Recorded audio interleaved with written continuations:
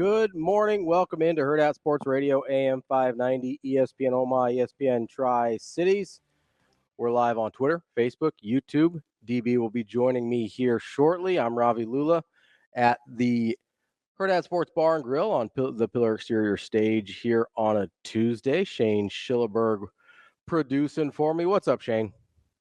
I don't know. You don't know? At least it's not supposed to be like 1,000,000 degrees outside today. Yeah, I mean, what is it, 88? Yeah. Just down a little bit? Down. I mean, it's like 12 degrees down. I'll take it. It was a little unpleasant the last couple days. A little toasty, little hot, a little muggy, but we made it through it, and we almost made it through this week. We're almost to football. We almost have game day. That's right. The heat is actually why DB is not going to be here till the second segment. West Side adjusts their schedule a little bit, make sure the kids are safe out there while they're practicing. So he will be joining me here shortly. Joining us on the show today, I got a really good lineup for you. Going to be football heavy, as you might imagine. Yogi Roth, college football analyst for the Big Ten Network, amongst other people or other outlets, will join us at 8 a.m. We're going to talk. I think we're going to try and focus on kind of USC, maybe a little UCLA with Yogi, and kind of get the West Coast picture of the Big Ten, as USC kind of has has the best marquee matchup of the opening weekend with their game against LSU. At 8:45, we're going to talk to Mike Gross, who covers Penn State. They've got the second best matchup this weekend in the Big Ten, Penn State against West Virginia. That's one that DB's been keeping an eye on. So we'll talk to Mike Gross of Lancaster Online to discuss Penn State. And then at 9, we will talk to Mike Schaefer from Husker 24/7 to get the Husker view on everything, as we're just 4 days away now from the kickoff of the 2024 season. We heard from Coach Rule yesterday. I'm sure we will get into plenty of that. But I wanted to get into something that I saw just as we were about to go on the air. You know, I'm kind of scrolling through Twitter and some of the websites and everything, make sure I haven't missed anything overnight. And I saw a tweet from an NFL reporter, and his name is escaping me at the moment. Might have been Richard Deitch. But the NFL is having a meeting today. And one of the things they're going to vote on is whether or not teams can, it's Ian Rappaport, my apologies, whether or not teams can sell a 10% stake of their team to private equity firms. And we talked a little bit about the private equity situation with college football a few months ago, as teams were realigning into their new conferences, and it became clear that at some point they were going to have to pay basically salaries to some of their athletes, and how that probably wasn't going to be feasible for some schools that wanted a seat at the big boy table, and they may search out private equity to solve that problem for them. And the problem with private equity is they're going to make their money back whether you're successful or not when you take on private equity money. There's some situations where it works out great. They provide an influx of cash. The business thrives. Everybody makes money. Everybody's happy. That's the idea behind why you would take private equity money. But in reality, the private equity people are going to make their money back whether your endeavor is successful or not, which means they will strip that thing out for parts if they have to, as we've seen them do to a ton of businesses across the country that take on private equity dollars. My question for NFL teams is, why on earth would you do this? And I understand it's only 10%. That's generally how it starts, right? It's 10%. It's like, oh, it's 20%. It's okay. It'll give us more cash, whatever. And then sooner or later, you've got these private equity firms that end up being the controlling interest, whether it's 50% or not. That's kind of the misnomer about a lot of sports franchises. The primary owner doesn't even always have 50%. They just have the largest share. And then they bring in money from other places to help kind of finance the whole thing. But when you do that with private equity, that thing can get out of control in a hurry, because a lot of people, most individuals, they buy into a team kind of understanding, okay, I may not see my money back year over year, but whenever this thing sells, I'll be fine. Or they just buy into it as a pure ego thing. That's not how private equity works. And if you're the NFL or an NFL team, I don't understand, when you're literally printing money, why on earth you would take private equity money, or why as a league you would even allow that to happen. Because if the NFL actually cares about competitive balance and everything like that, and I think they do, I think it's one of the only things they actually do care about, because it's not like player safety or something where it's like, hey, they're going to add an 18th game. Player safety is not a real thing. But I do think they care about competitive balance and making sure they have a good product out there to a certain degree. And inviting private equity into your house is not a good way to ensure the quality of the product. That spells a recipe for disaster, and I'm not sure the NFL needs it. There are certain college programs that need it. They frankly will not survive in the new realm of college football without some influx of cash, whether it's from private equity or somewhere else, whether it's selling naming rights to their field or stadium or whatever it is, right? Whether you're signing up for Pitbull to be the name of your stadium or whatever you decide to do, there's a lot of teams that won't survive without an influx of cash. I get that. The NFL, I don't believe there should be any of those teams in that situation. So that's something I'm going to keep an eye on for sure. As that vote takes place today, it kind of has seemed like it's flown under the radar a little bit, but that's going to be a big deal moving forward, and we'll definitely keep an eye on that. We got a lot of activity going on in the chat already this morning. We had a couple people chime in early. I asked what the record prediction was. So far, Bryce has chimed in. He says 9-3. DB and I will give our predictions on Friday. It'll be interesting to see where DB lands. I have a pretty good idea where I'm going to end up. It's one of two records for sure.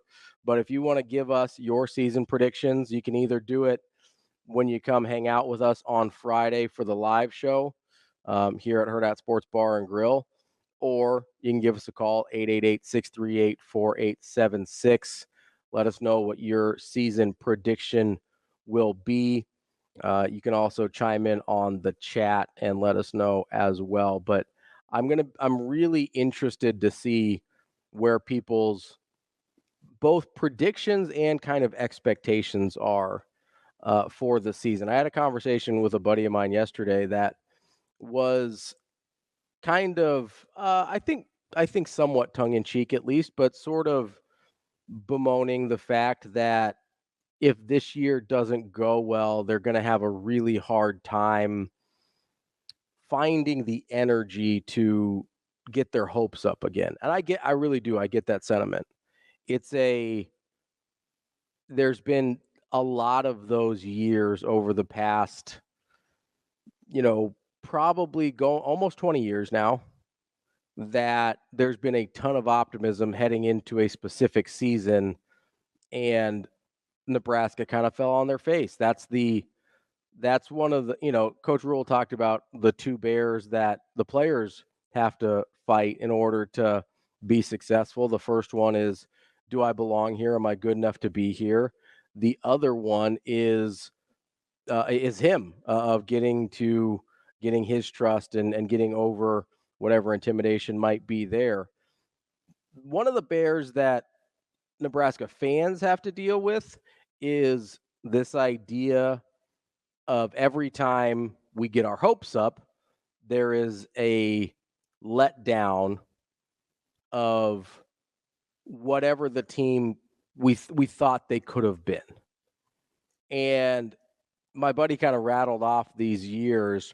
He went to 2007. It goes all the way back. I mean, people kind of forget about it now, but coming off of 8-4 and 9-5, there was a pretty good amount of optimism for the Bill Callahan era heading into 2007. You had Sam Keller transferring in from Arizona State.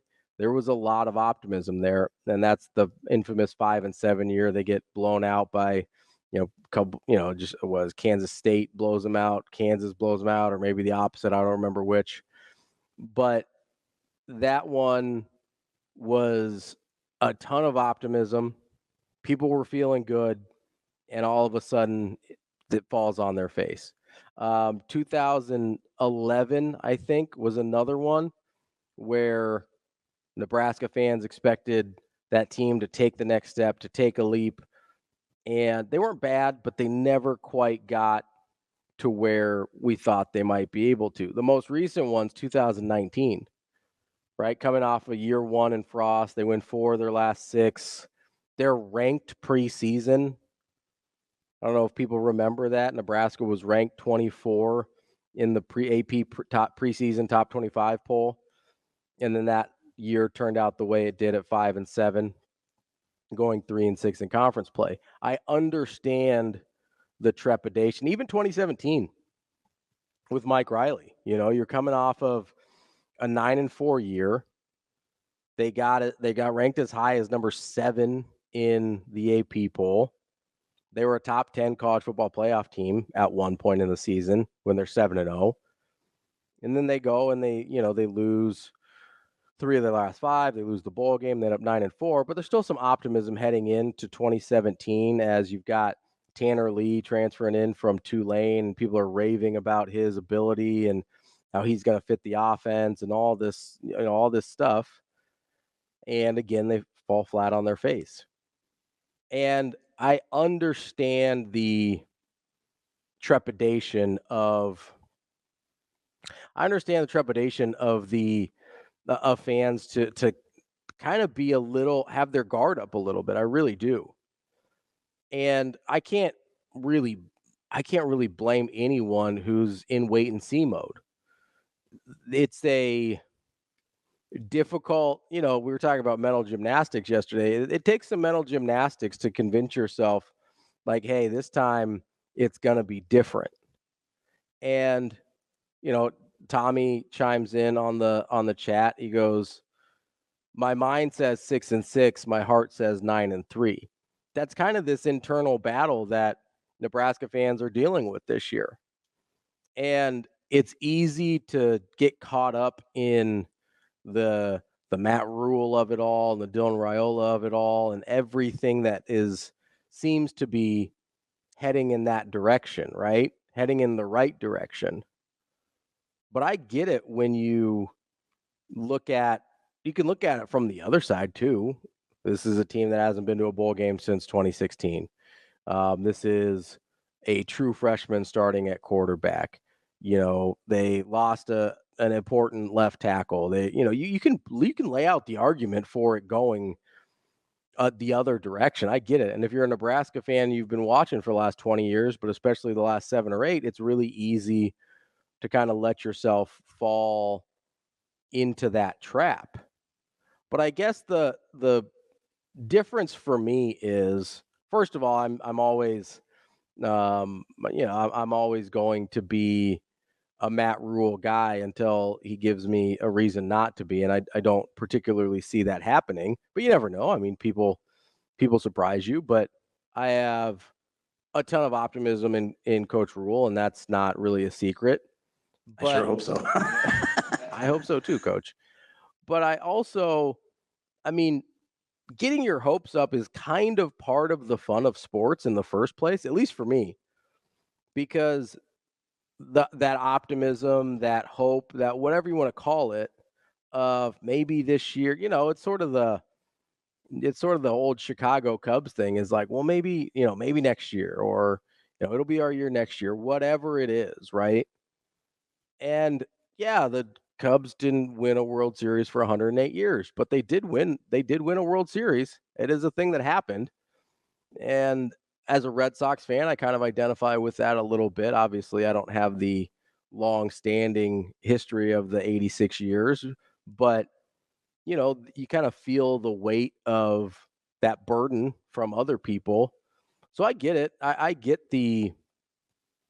I get the trepidation, but for me, getting your hopes up is part of the fun of it all.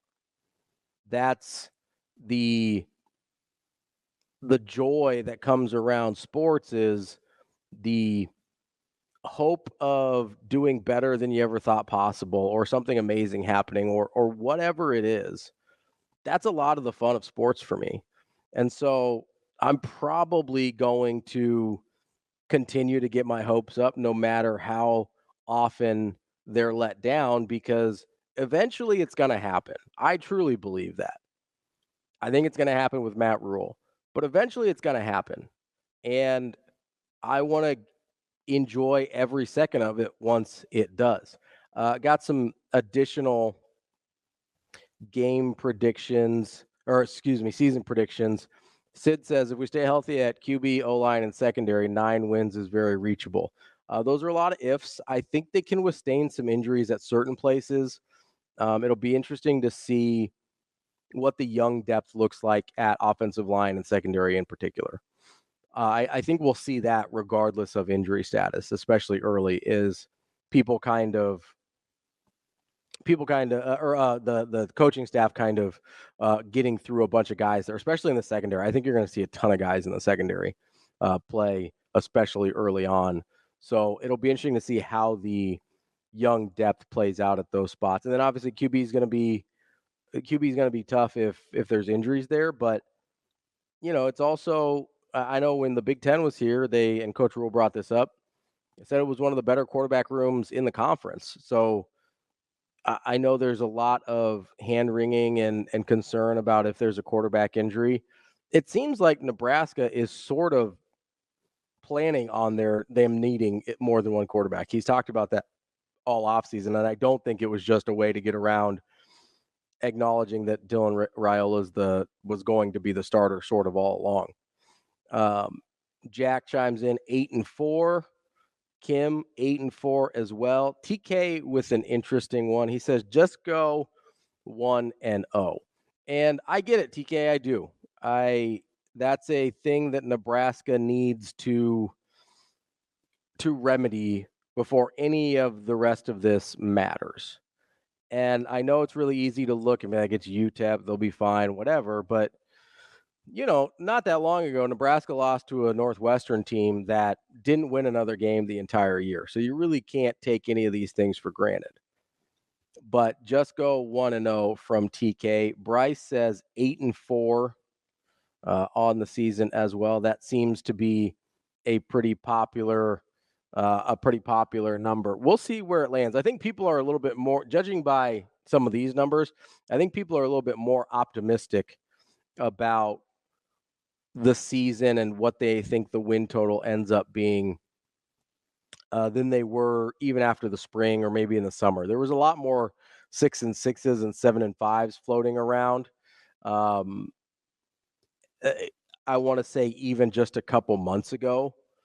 And I think the optimism of the season, I think Raiola officially being named the starter, I think has given a little bit more of a rosy outlook. And I also think that's just what happens when you get closer to the season. People start to feel that energy. They start to feel that excitement. And I think it boosts the win totals up a little bit usually as well. It's exciting. Not to say that they're wrong either. And I'm kind of feeling it too. I've been talking, we'll give like I said, DB and I'll give our predictions on Friday, but I've been talking a lot about one number for a good chunk of the season, or a good chunk of the off season. And I don't know, I might land on a different number. We'll see. Bald Booktuber says 8-9 wins. Dewey says 10-2. That's our first 10 win, Shano. Dewey chimes in with 10 wins. Mark 10, 11, 12. Well, hey, all right, Garrett, whatever you say, bud. I like the optimism there from our guy, Garrett McGuire, young Garrett. No, it's gonna be really interesting to see where people land, because I do think the closer we get, and just a few days away now, that people are going to start letting the excitement get to them a little bit, which I'm happy for. I want it to be that way. That's fine. I want UTEP to be a rockin' atmosphere. I know Colorado will be, but I think people are just excited to see this team. I think people are excited to see Dylan play quarterback and to see the new wide receiver room and a revamped offense and the whole thing. I think there's a lot to be excited about. And I still think the defense is going to be way better than the offense is. So that's going to be an interesting thing to see play out. But there's also, as people have pointed out, there's also some question marks as well. So I'm excited to see what happens. I'm also excited to see where everybody lands on their predictions. Ooh, we've got our first playoff prediction. David from YouTube says 11-3 and the playoff. That's all right. He's out there. He's putting it on the YouTube stream. Dewey chimes in. He'll be at the game Saturday. He'll update his prediction based on the performance in that game. Dewey, you can't change it after. That's not how predictions work. I don't know if you know this. That's not how predictions work. That's just observations. We're not going to go out there and reinvent the wheel. We're not tricking anybody. Predictions happen beforehand. Will chimes in. I think Janarin Bonner is going to be a problem. I hope so, Will, because that's a guy that I really looked at last year because of his versatility and with what Jaheim Bell had done under Satterfield at South Carolina before he got here. I thought Bonner could really fit that role, and I still think he might be able to. Jaheim Bell's a little bit bigger, but that's a guy that I think can be super versatile and have a really big impact on that offense as well. So keep bringing in those predictions as we go throughout the show and through the rest of the week. Interested to see. Thomas says 7-5 with a bowl win. Tyler says 8-4. We'll have normal struggles, but we'll finish strong in Iowa City. Hey, I think a lot of people will take that, Tyler. What we're going to do is take a break. We will be back with more Hurrdat Sports Radio here in a minute. AM 590 ESPN Omaha, ESPN Tri-Cities. We're back here on Hurrdat Sports Radio, AM 590 ESPN Omaha, ESPN Tri-Cities. That's DB. I'm Ravi Lulla here at the Pillar Exterior Stage. What's up, DB? What up? How was practice? Oh, it's good. Yeah? Yeah, ready to roll. Getting after it? Yes, indeed. Yeah? Yeah, it's a good. Again, fortunate that we can pull that off. You know what I mean? I never take that for granted. The early morning? Yeah, just getting there in the morning. Yeah. Shane, at some point you got to send me a link. What, you don't obviously don't have to give too many details, but what's like 2 days out look like for you guys? So, we're going over like last minute stuff, like 2-minute offense, hands team, onside kick returns. A lot of situational stuff? A lot of situational stuff, yeah. What is, like in high school versus college, what does the scouting look like before you've got tape on a team like Omaha North? So for the opener, they're very similar. Okay. Right? Like Nebraska thinks they'll have an idea at UTEP, but remember you heard Coach Rule talking about They got guys from all over. we want to look at this offense from this place, this person from this place. So I think, for us, we got to do almost the exact same thing. Yeah. Where it's like, all right, what do we know about Mikey Gow? What do we know about Coach McLaughlin? What do we know about coach? Their traditional coaches, right? Because they got a couple new faces. You have to look at their personnel. So it's guess. It's guesswork. Yeah, you're doing your best, your best guesstimation. Yeah. That's one of the things that I don't know that we think about enough. Yeah, it's we keep our rosters from year to year, and we look and say, okay, number 2's punting. Coach, O'Neal punts. They were 31 yards last year. Yeah. Like with chart formations, but with an off season where you can change and stuff. Well, that's the thing, both with college and high school now, right? Is there's so much turnover going from one place to another. Yeah. That even if you're like, yeah, well, this is who they played last year, and they weren't seniors, but like these guys are gone and these guys are new, and will Terry play? He's gonna be left guard. He's gonna be center. Yeah. He's gonna be right guard. Is he gonna play next to Cook? Is Cook not? So you gotta, we try to cover all the bases. Do your best guesstimation on it. Yes, indeed. That's always that's part of the fun, though. Yeah. So kind of like trying to I like patchwork the pieces together. Yeah, I like the fact that Coach Rule said we're not gonna Thursday's not gonna be about scheme. Yeah, it's not. Just like I think for Nebraska on Saturday, the openers a lot of times aren't about scheme. Can you get lined up correctly, and can you do basic well? Execute your basic. That's the core of it in an opener. And then you are afforded the luxury to be able to study.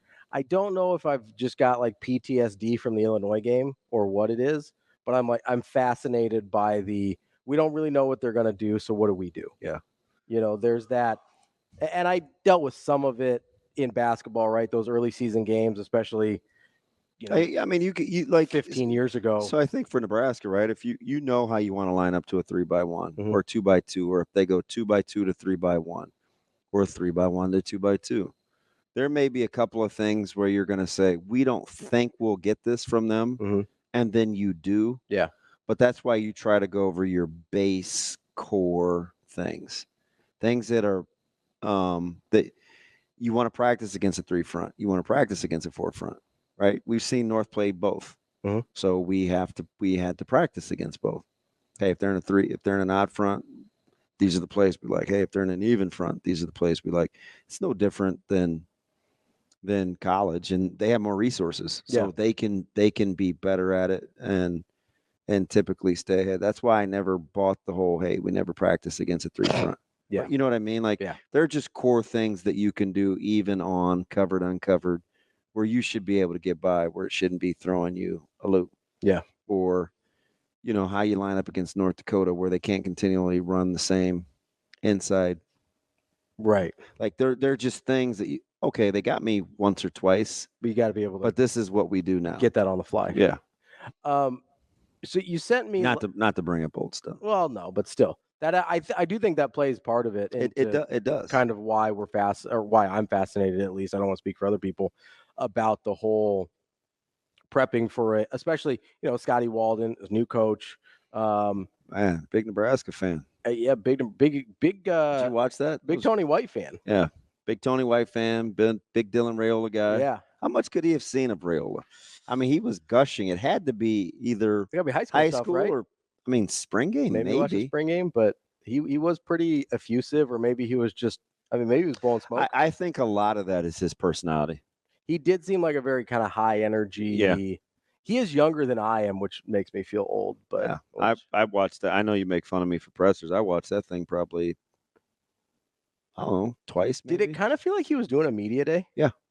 Like that's the vibe I got from it. It started with his open. Yeah. With the thanking everybody and naming all the guys off on the captains and whatever. So you could tell that was his first rodeo for a big game. Yeah. It felt like he was doing Big Ten media days. Yeah. Is what it felt like, which was, but what were you? So you said you watched it twice. You sent it to me. I only watched it once. Full disclosure. What were you most interested in by Scotty Walden? I like the fact that he recognizes the task at hand, but he looked at it as like an opportunity. Mm-hmm. And I think this is just the coach in me. It's not, well, hey, you're a Nebraska fan, you shouldn't be cheering for UTEP. But I think if you want, all good coaches kind of have to approach it this way. Mm-hmm. Like, hey, we've got an opportunity to do X, Y, and Z, tall task at hand, but, we're coming in here to win. And I mean, he said all the things that, like, you want to hear if you're on that side of the fence. Yeah, all things you're supposed to say. He did seem to be very familiar with how Nebraska wants to play. Mm-hmm.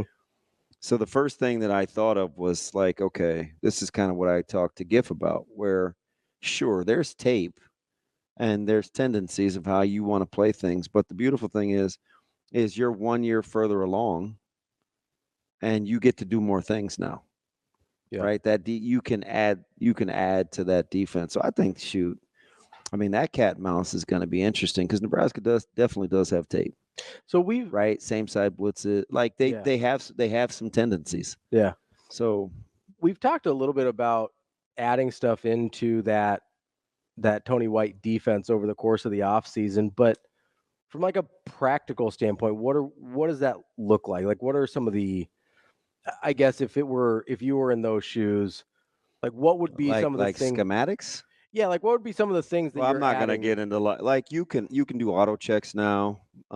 You can, like, let's say if you start with a base defense. So an auto check is like, hey, I see this personnel group. I check. Yeah, it doesn't have to be signaled in. Okay. Or, you can have triggers, what I would call triggers now. So maybe you didn't know fits enough. Mhm. Like, hey, this guy's he's a B gap guy. Hey, he's a C gap guy. Hey, when we shift and move, or we like, let's say stem, like we just move the front. Mhm.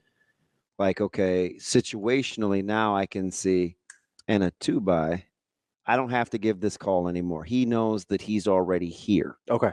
Like let's say hypothetically, let's say we bring a pressure, Mhm.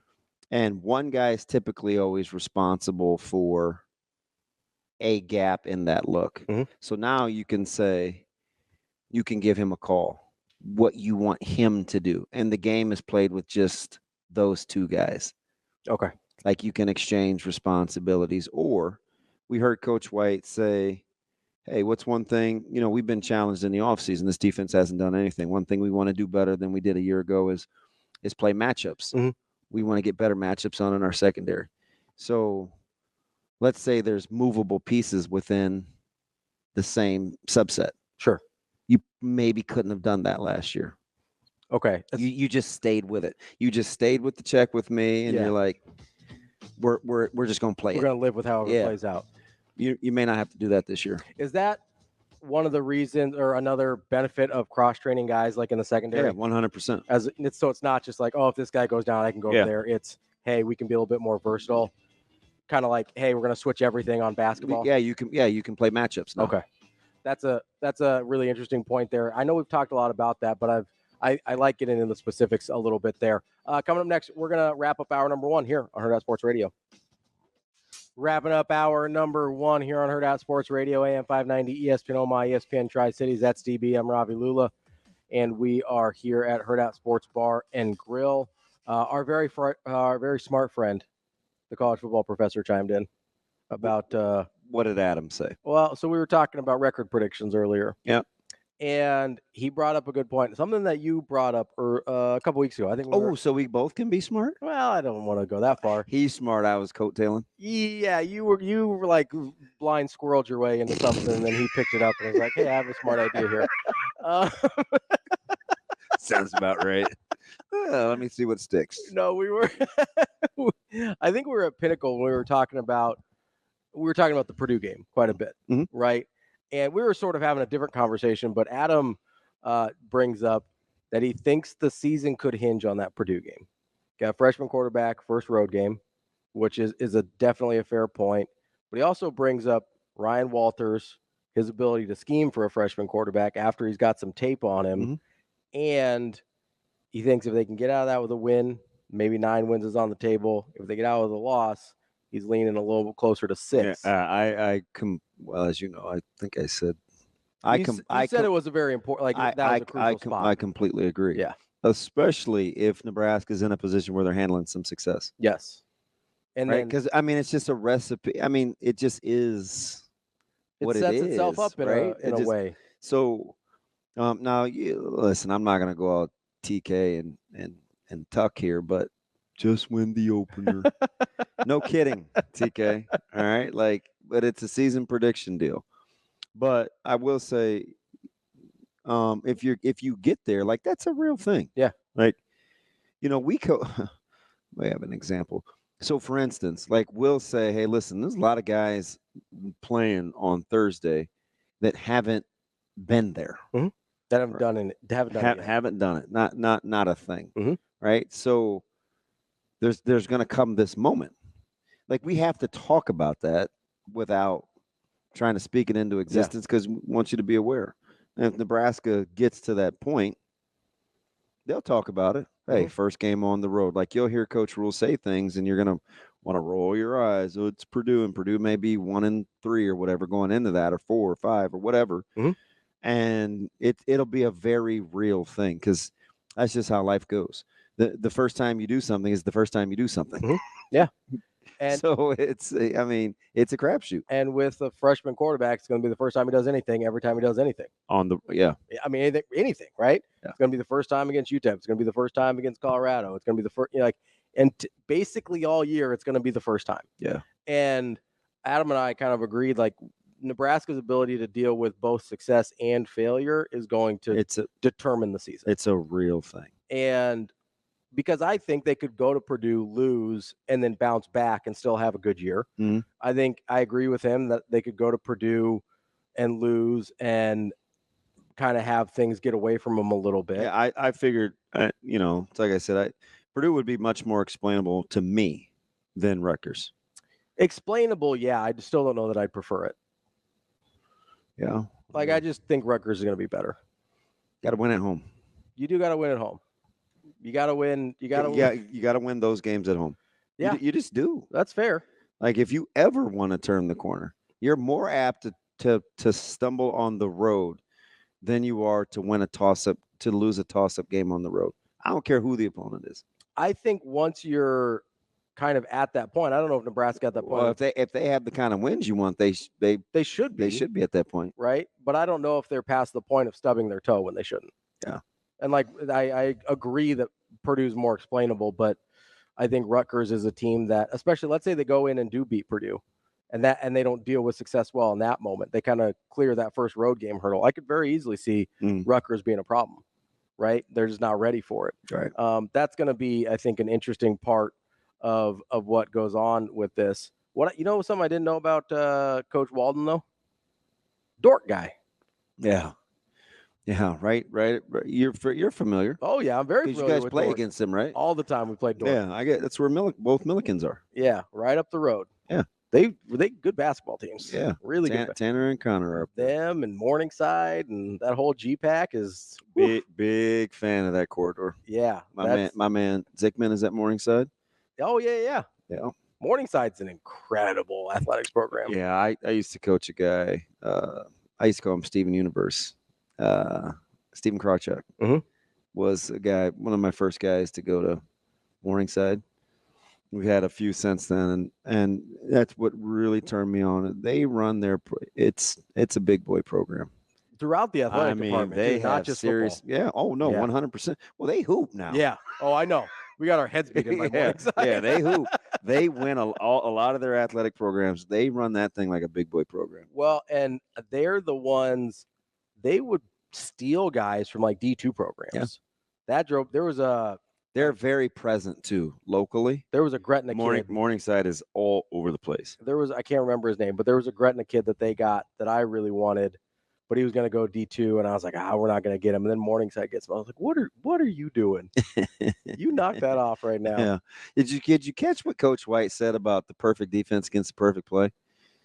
Yes. Okay, so that's kind of what I'm talking about with the evolution of a defense. Hey, they're in a 2-by. We have 2-by rules. Up, let's say, listen, they shift and they're in what I call 2-by condensed, right, where you have like tight wings. Hey, then they motion out.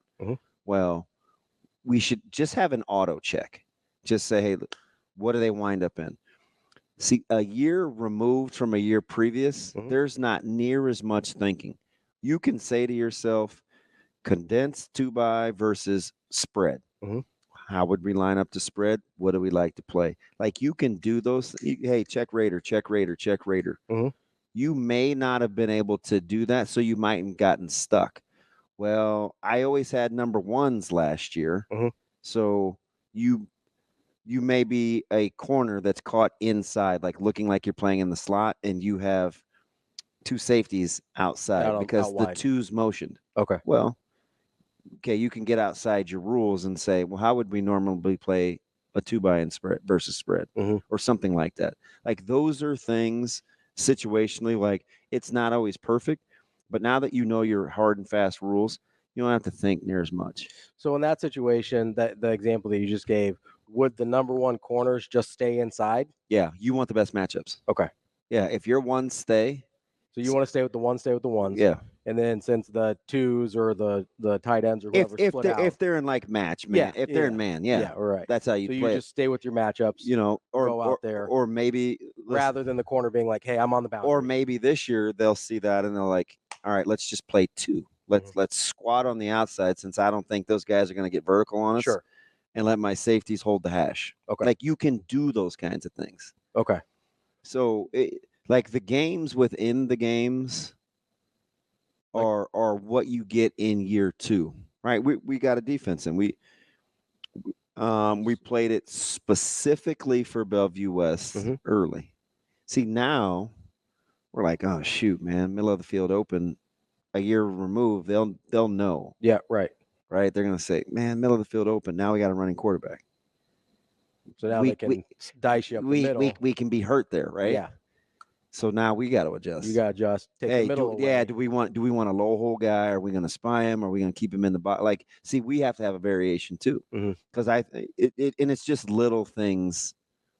It's like we don't play him, but for instance, with Marion Jackson can play in the slot, right? See, that's a whole nother headache for us. Yeah, that's a terrible matchup. Right? Yeah. Like, so the more he moves around, that's why you probably don't want to get a safety stuck on a Marion. I don't listen. If we can get two, I want two. Yeah, you're right. But we can't because of the weapons. Because of the boundary, yeah. But we need to know that, right? Just in case. So we'd like to be able to check. So what does getting stuck look like? Getting stuck, like, let's say they're in a 3-bye, and we like, let's say we lock the backside, we lock the number one receiver. Okay. So number one corner on number one receiver, not going anywhere. And we're not, that's man to man. Yeah. Okay. Then all of a sudden, like, let's say and we see back is away. So the backer that's to that one receiver side, we're like, shoot, he's got to honor run game now. Then they put him in pistol. See, now we're in conflict, right? Because he's got a two-way go as a running back. Yep. And we can't help underneath on one. We're stuck. You got to play it. Gotcha. Okay. Right? Like, that's you got to play it. That's really interesting stuff. That's all the things that happen, like, real time. We'll see if we can pick your brain a little bit more later. But right now, we're going to talk to Yogi Roth, college football analyst for He's a good one. Big Ten Network, amongst other outlets. We'll be back with more Hurrdat Sports Radio coming up next. Kicking off hour number 2 here on Hurrdat Sports Radio, AM 590, ESPN Omaha, ESPN Tri-Cities. That's DB. I'm Ravi, Lulla here at Hurrdat Sports Bar and Grill, and we are joined now by Yogi Roth. He is a football analyst, and he is a contributor to Big Ten Network. Yogi, how are you this morning?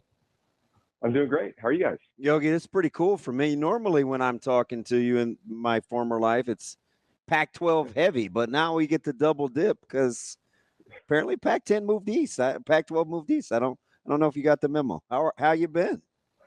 Brother, of all people who got the memo, I promise you, I got the memo. We all got the memo. It was a different kind of memo. It was a pink slip of sorts. So, yeah, I'm really happy to be with you guys. Honored to be at the Big Ten Network and talk to you guys and still be able to have conversations with those on the West Coast. I got a new podcast called Y Option. Yeah. Pete Carroll coming out later today that I have a feeling will probably get pretty get a decent amount of attention. So check that out when it comes out in an hour or two. But overall, I'm just stoked. It's game week. I'm heading to Oregon. So part of it feels like old hat, like usually have their opener. But then in week 3, I'm going to Nebraska and Northern Iowa, and then away we go east. So I'm looking forward to it. I got to see, I think, 12 teams in August in training camp. Yeah. And it was awesome, man. Like, a little extra travel, of course, but two leagues have emerged. Sadly, or if you're excited, either way, like, it's reality. I'm looking forward to it. I'm optimistic about it. And I can't wait to see some of these venues. Yeah, it's so cool because, we're trying to set our lineup for this week, and we're like, oh, man, we wanted to preview SC a little bit, and we're like, West Coast. And I told Shane, I'm like, we got our guy. And now he's with the Big Ten Network, so we can double dip. But it is cool to see you, just peer-to-peer, to see professionally when you're on set with those guys. And I used to do those tours with them, and you're like the expert, I feel like. And they defer, and it's like, look at that. He's really, really good at this. I love seeing you, on the stage like that, just because you've been so good at your craft for so long. No, that means a lot. I mean, the coolest part of being at the Big Ten, honestly, has been the people. Yeah. You come into a new environment, to your point, and you're like, okay, am I going to be welcomed? Is it going to be, what's it going to be? And Dave Revson, Jerry DiNardo, Howard, all these people that yeah. Butt, yeah. They've just been awesome, man. And I just think that, when you cut through all the cloudiness around our sport, the best thing is still the people. That's what I remember from 100%. No. Ted Robinson changed my life. So many people. Same thing I'm learning at the Big Ten. So that has been the best part of the tour. And they've allowed me an opportunity to speak. They put me on all those shows, and it's a different grind, right? It's year one, but I'll tell you what, I was just telling a colleague yesterday, I feel like I know, I knew the Pac-12 team's 3 deep. That was the job.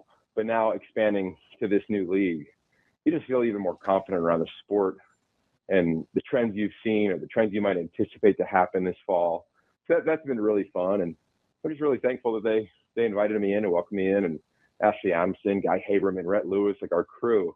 Same deal. All of us, we kind of joke. We're like, we're Big Ten West. We all live out in California.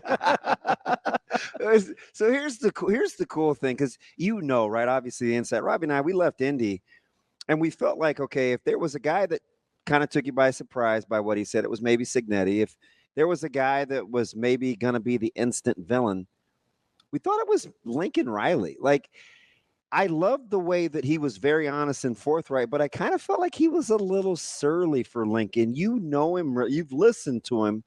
What were some of your takeaways as he kind of broaches this season in a new conference? It seems like he's got something to defend. Yeah, well, I think like everybody in this profession, he's a competitor and an elite one. You look at the tree he's come from, his formative coaching years and playing career was, formed by Mike Leach, who would be one of the most quotable people, but if you ever spent time with him one-on-one, he was really an elite competitor. I think Lincoln is that. I think oftentimes in the media, you're speaking through the media to your team, to recruits. You're talking about opportunity. I think at USC, something he's told me about a week and a half ago, which really stood out was, you don't get a lot of these opportunities, so you can't miss it. And that's really how he's echoed it to his team and his staff of like, yeah, on one hand, you're like, he's on a 10-year deal. He's not going anywhere. But on the other hand, like, you don't ever get the 120 guys that are in this locker room right now together again in the same circumstance, right? There's new parts added. There's parts that leave. And he's on that note. And I love that concept of like, we can't miss it. Like, it is not guaranteed next year. And especially when you look at roster sizes next year and revenue sharing and all the things that are coming to play, like, this is a unique year. And then I'll say lastly for me, I've been on the train for SC for really since the spring. I did their spring game, and I keep calling it a foundational year. What do I mean by that? Well, the defense has completely reset. 90% of the staff has changed. The personnel, I think, has gotten either more mature and at certain places better, right? Some supplementation in the portal, especially in the back end of a secondary that I think really struggled last year. And then overall, like, I go to like second-year players. So either sophomores like Deuce Robinson, Jacoby Lane, Zachariah Branch, they will be stars. Trust me, their receiving core is loaded. They get zero play, and I think they should be in the same conversation as Ohio State and Oregon as the best ones in America. And then I look at the second-year guys in the transfer portal. Anthony Lucas is a monster DN who went to A&M, now in his second year. Beryl Alexander transferred from Georgia as a nose tackle in his second year. I just think it gives them a shot. And then my last thing is, as I went around the landscape of 2/3 of the league, hey, defenses are really talented in the Big Ten, but they didn't face Caleb, Garbers, Penix, Nix. Like, I just think that the league is in for an awakening defensively when they get challenged by these 4 new teams and the quarterbacks. And Lincoln Riley's offense, I think, is going to score. So I wouldn't be shocked if they shock the world, especially the southeastern part of the world, and beat LSU this weekend. I really wouldn't, man. I don't think they'll win the whole thing, but they're in the top third of the Big Ten. I am shocked nobody talks about Branch more. And I'm a little biased because he won our Jet Award, and I'm on that board. But he is incredibly electric, and he's as dangerous as anyone in the country once he has the ball. And I don't care how you get it to him. Couldn't agree more, man. I mean, I called his first 2 games last year, and when he kind of took the nation by storm, just to punt returns, kick returns, etc. He just is different. You know, I've been to a million USC practices and watched the most gifted receivers in that program's illustrious history for the last 20 years, right? So from Marquise Lee, Robert Woods, Dwayne Jarrett, Steve Smith, on and on and on. He's like those guys. He just stands out. And then you think about who he's standing out against, and I believe it. They've got 4 or 5 receivers that would start everywhere in America, or at least contribute, right? They might not break the 3 deep at Ohio State, or Oregon. But other than that, like, they are the number one receiver at a lot of places. And I just think they're gonna score. The spacing, the way that they utilize their offensive schematics. It's not like, again, it's not Leach's air raid. The air raid, I think, gets confused pretty regularly and thinking it's 8 routes on a little piece of paper that you look at on the sideline like Leach did. But that's his version, and I love the guy. But it's a philosophy, not a scheme. So what does that mean? It's about taking advantage of space, right, and personnel. Yeah. And SC's got the personnel, and if you watch any of them, you watch them play at all, like the way their offensive line will move, the way that they'll move the pocket. And I think, for them this year, playing with Miller Moss at quarterback is going to, I think, allow them to have a really efficient season. So by that, imagine being a play caller and Caleb Williams is your quarterback and it's 1st and 10. Well, as you're anticipating a second down play with a little bit of tempo, you don't know if it's going to be 1st and goal because it was a scramble and a 50-yard explosive play, or 2nd and 19. I think it's going to help out the play caller a little bit now, being on rhythm with Miller Moss. We're talking with Yogi Roth of the Big Ten Network. Yogi, there's something I've been thinking about lately a lot about Lincoln Riley and USC, and I haven't heard really anybody else talk about it. Does it matter in your mind, or do we talk enough about the fact that this is Lincoln Riley coming off the worst season of his career as a head football coach? Well, I think it gets talked about a ton. Oh, not around here. You turn on your boy Feinbaum every once in a while, and you golly. Yeah, Definitely not my boy. Actively avoid that one. We're trying to ship him over to you guys. Yeah, well, it's not personal. It was just the facts of what he did early December. I think that that is a dialogue that is regularly talked about, and I get it. I mean, that's what the SEC seat is. It's a big chair in the country, and that'll change dramatically if they win on Sunday, and people will be saying give him another 10-year extension. So that's just kind of the nature of the beast. I think everything he has been through, from a scrutiny standpoint, and an adversity standpoint in that regard, has I think weathered him to be able to navigate Los Angeles in this landscape, because it could be unforgiving and it could be the most glorious pat on the back of all time. And I think that's always the biggest challenge for players. People who don't live here, I think are sometimes intrigued. I don't know if you guys will be or not, but I call it internal expectations versus internal reality versus external expectations. So here's the example. You're a 4 or 5-star recruit in Southern California, and of course you go to USC, and you're primed to go contribute early and be the dude.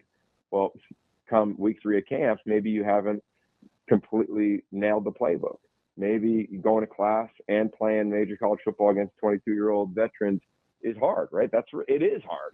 I think people forget that. So why do I say that? Is that sometimes when you walk in the building, that reality is, yeah, I'm still growing. I'm learning in a developmental sport at a developmental position. But externally, it's, hey, man, you're getting screwed by the staff. Hey, you need to be playing. Hey, you're the man. You're making X dollars in NIL. I mean, I tell players every day when I talk to the locker room, you're a transaction now. We have to compete to tell your story. If I say all that, of like when you're in LA, those two things rub against one another, right? Externally, you should be playing. Internally, you need to be learning.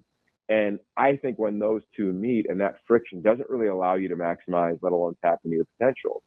And I don't think a lot of people think that way in LA. They just think, oh, LA gets all the best players and all the glitz and the glam. Well, there's another side to that has to be navigated. And Lincoln Riley is very aware. We've talked about it many times. And I think that's why he has a really mature team this year.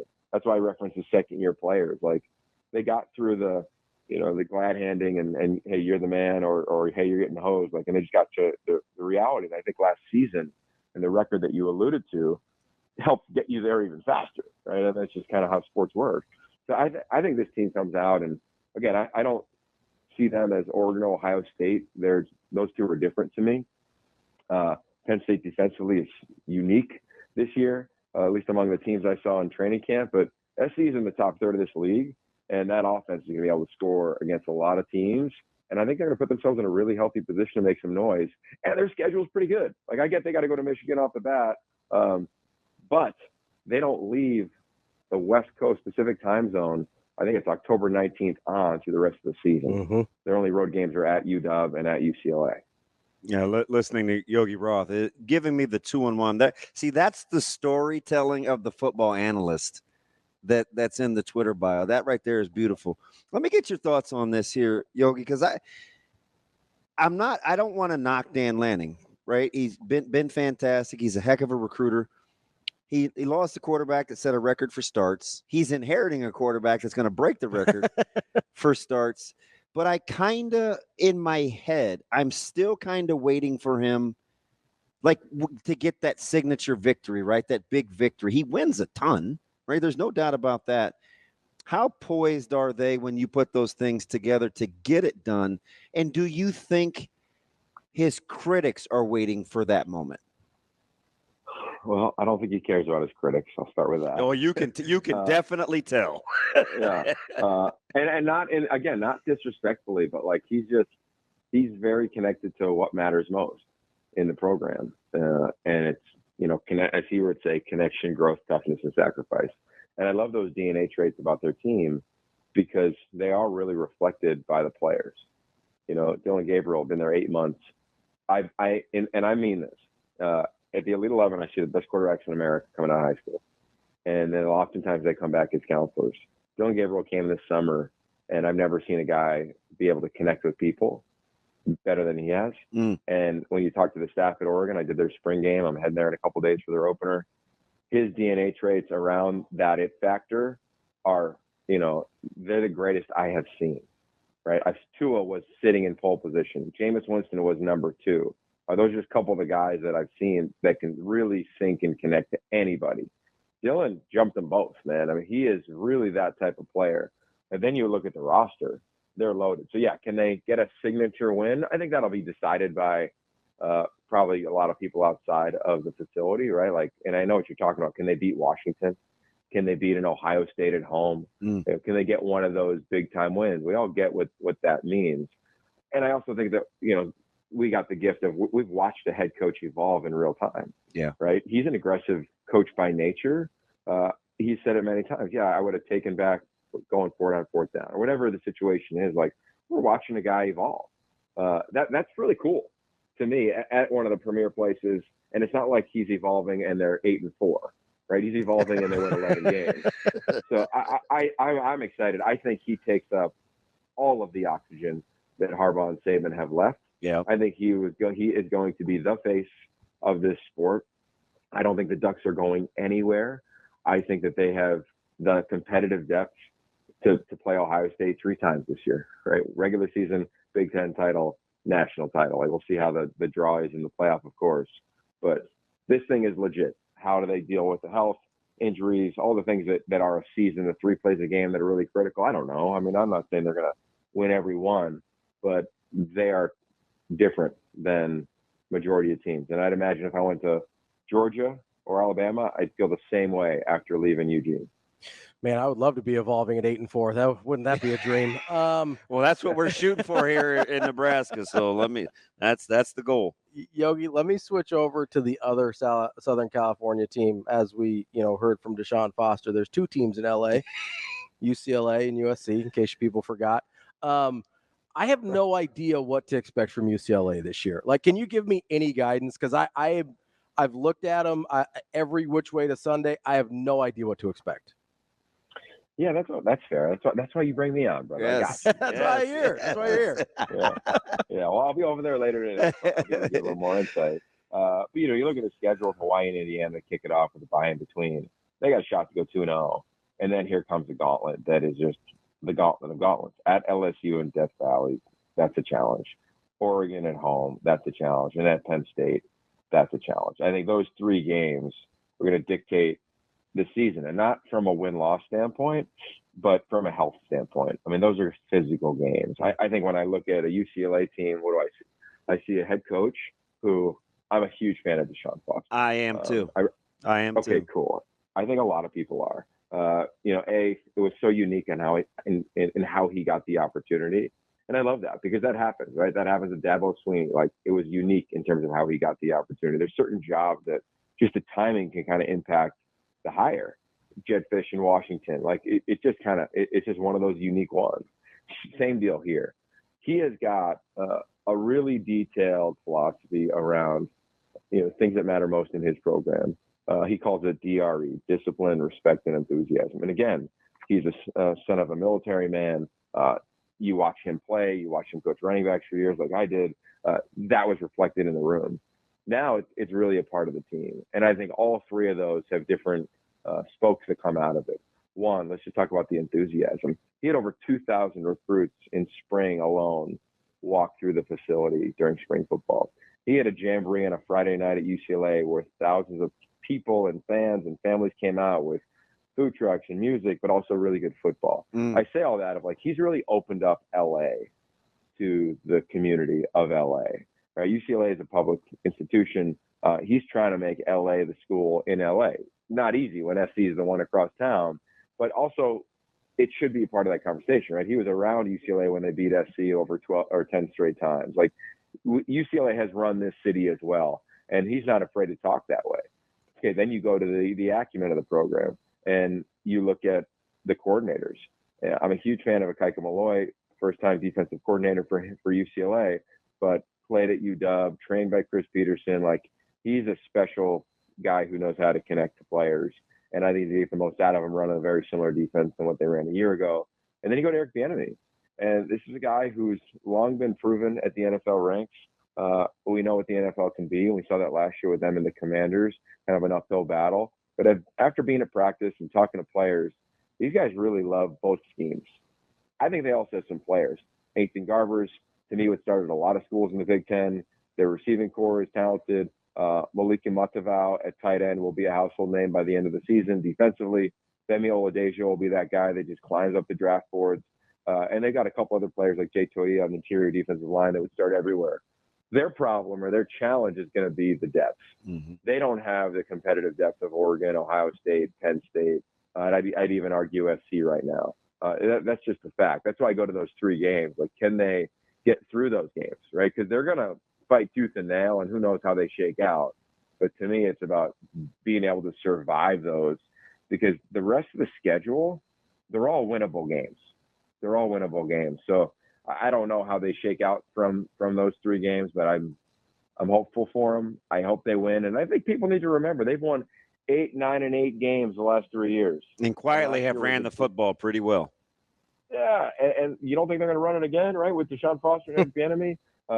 So we'll see. We'll see how it shakes out. But I think they should be given a little bit more play than I think what they're receiving right now in the preseason. All right, just a couple minutes left here, Yogi. I got to pick your brain on the relationship. And we know that there's a pre-existing one between Chip and Ryan Day, and there's some respect there, having been a teacher-pupil. How do you think that relationship coexists in Columbus? Oh, it's going to flourish, man. Look out.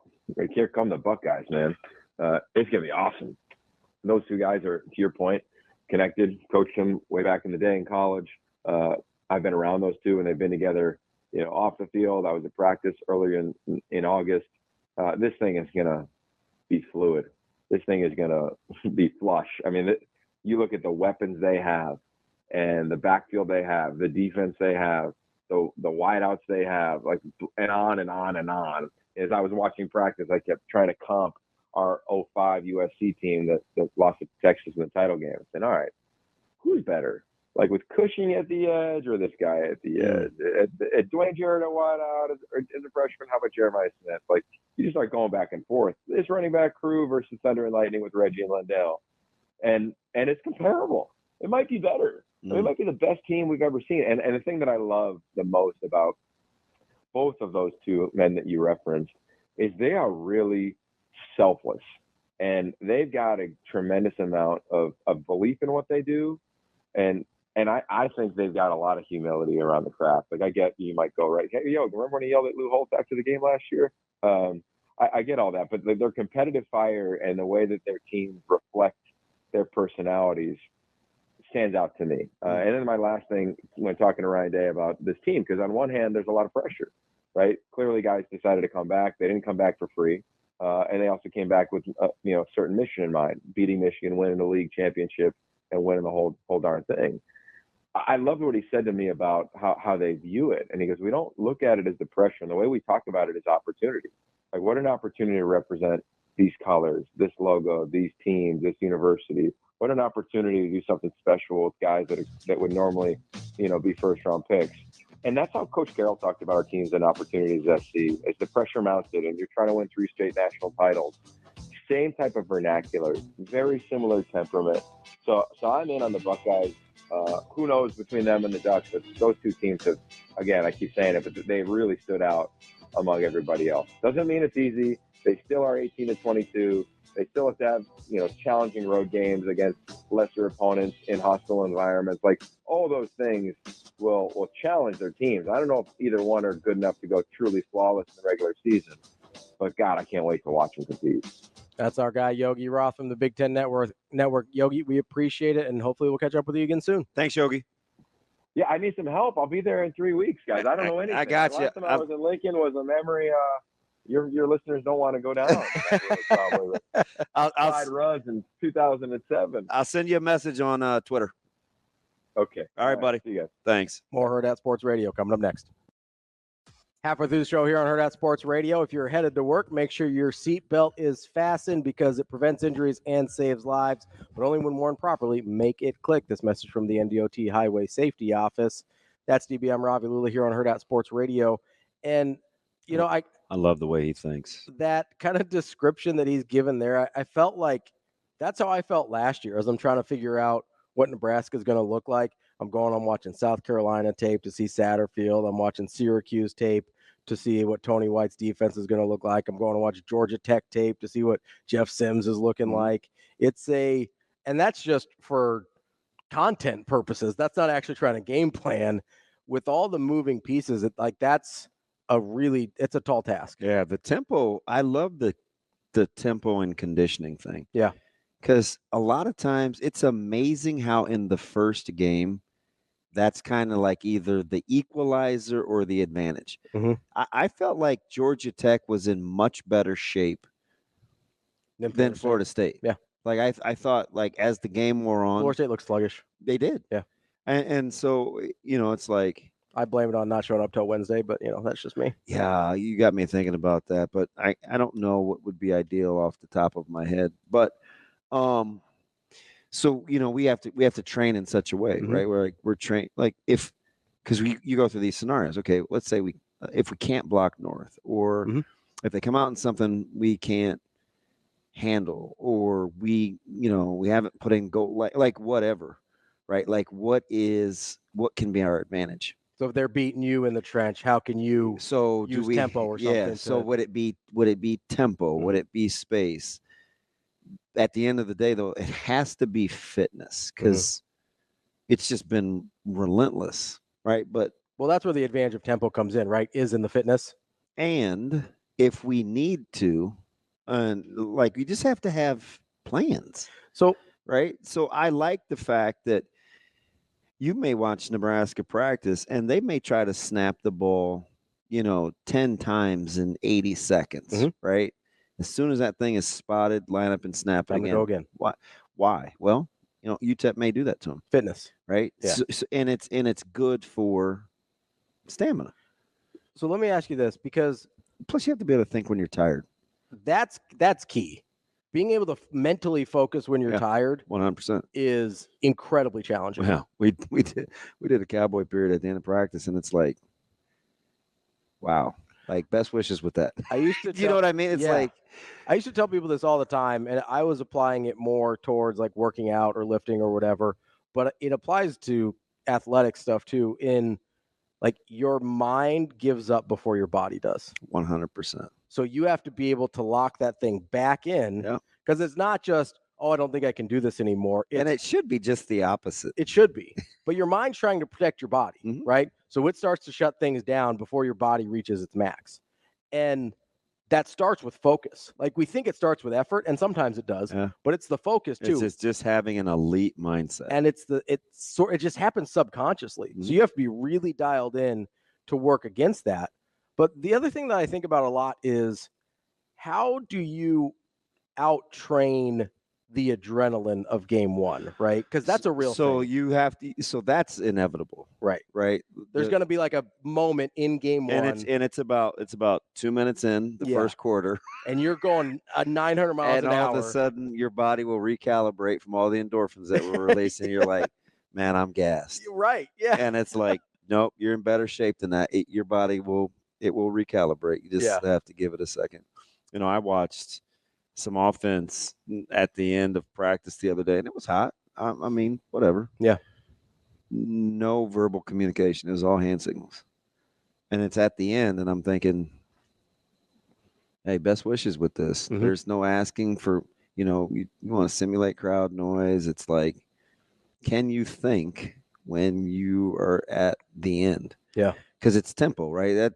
We usually do that either in the beginning or in the first third.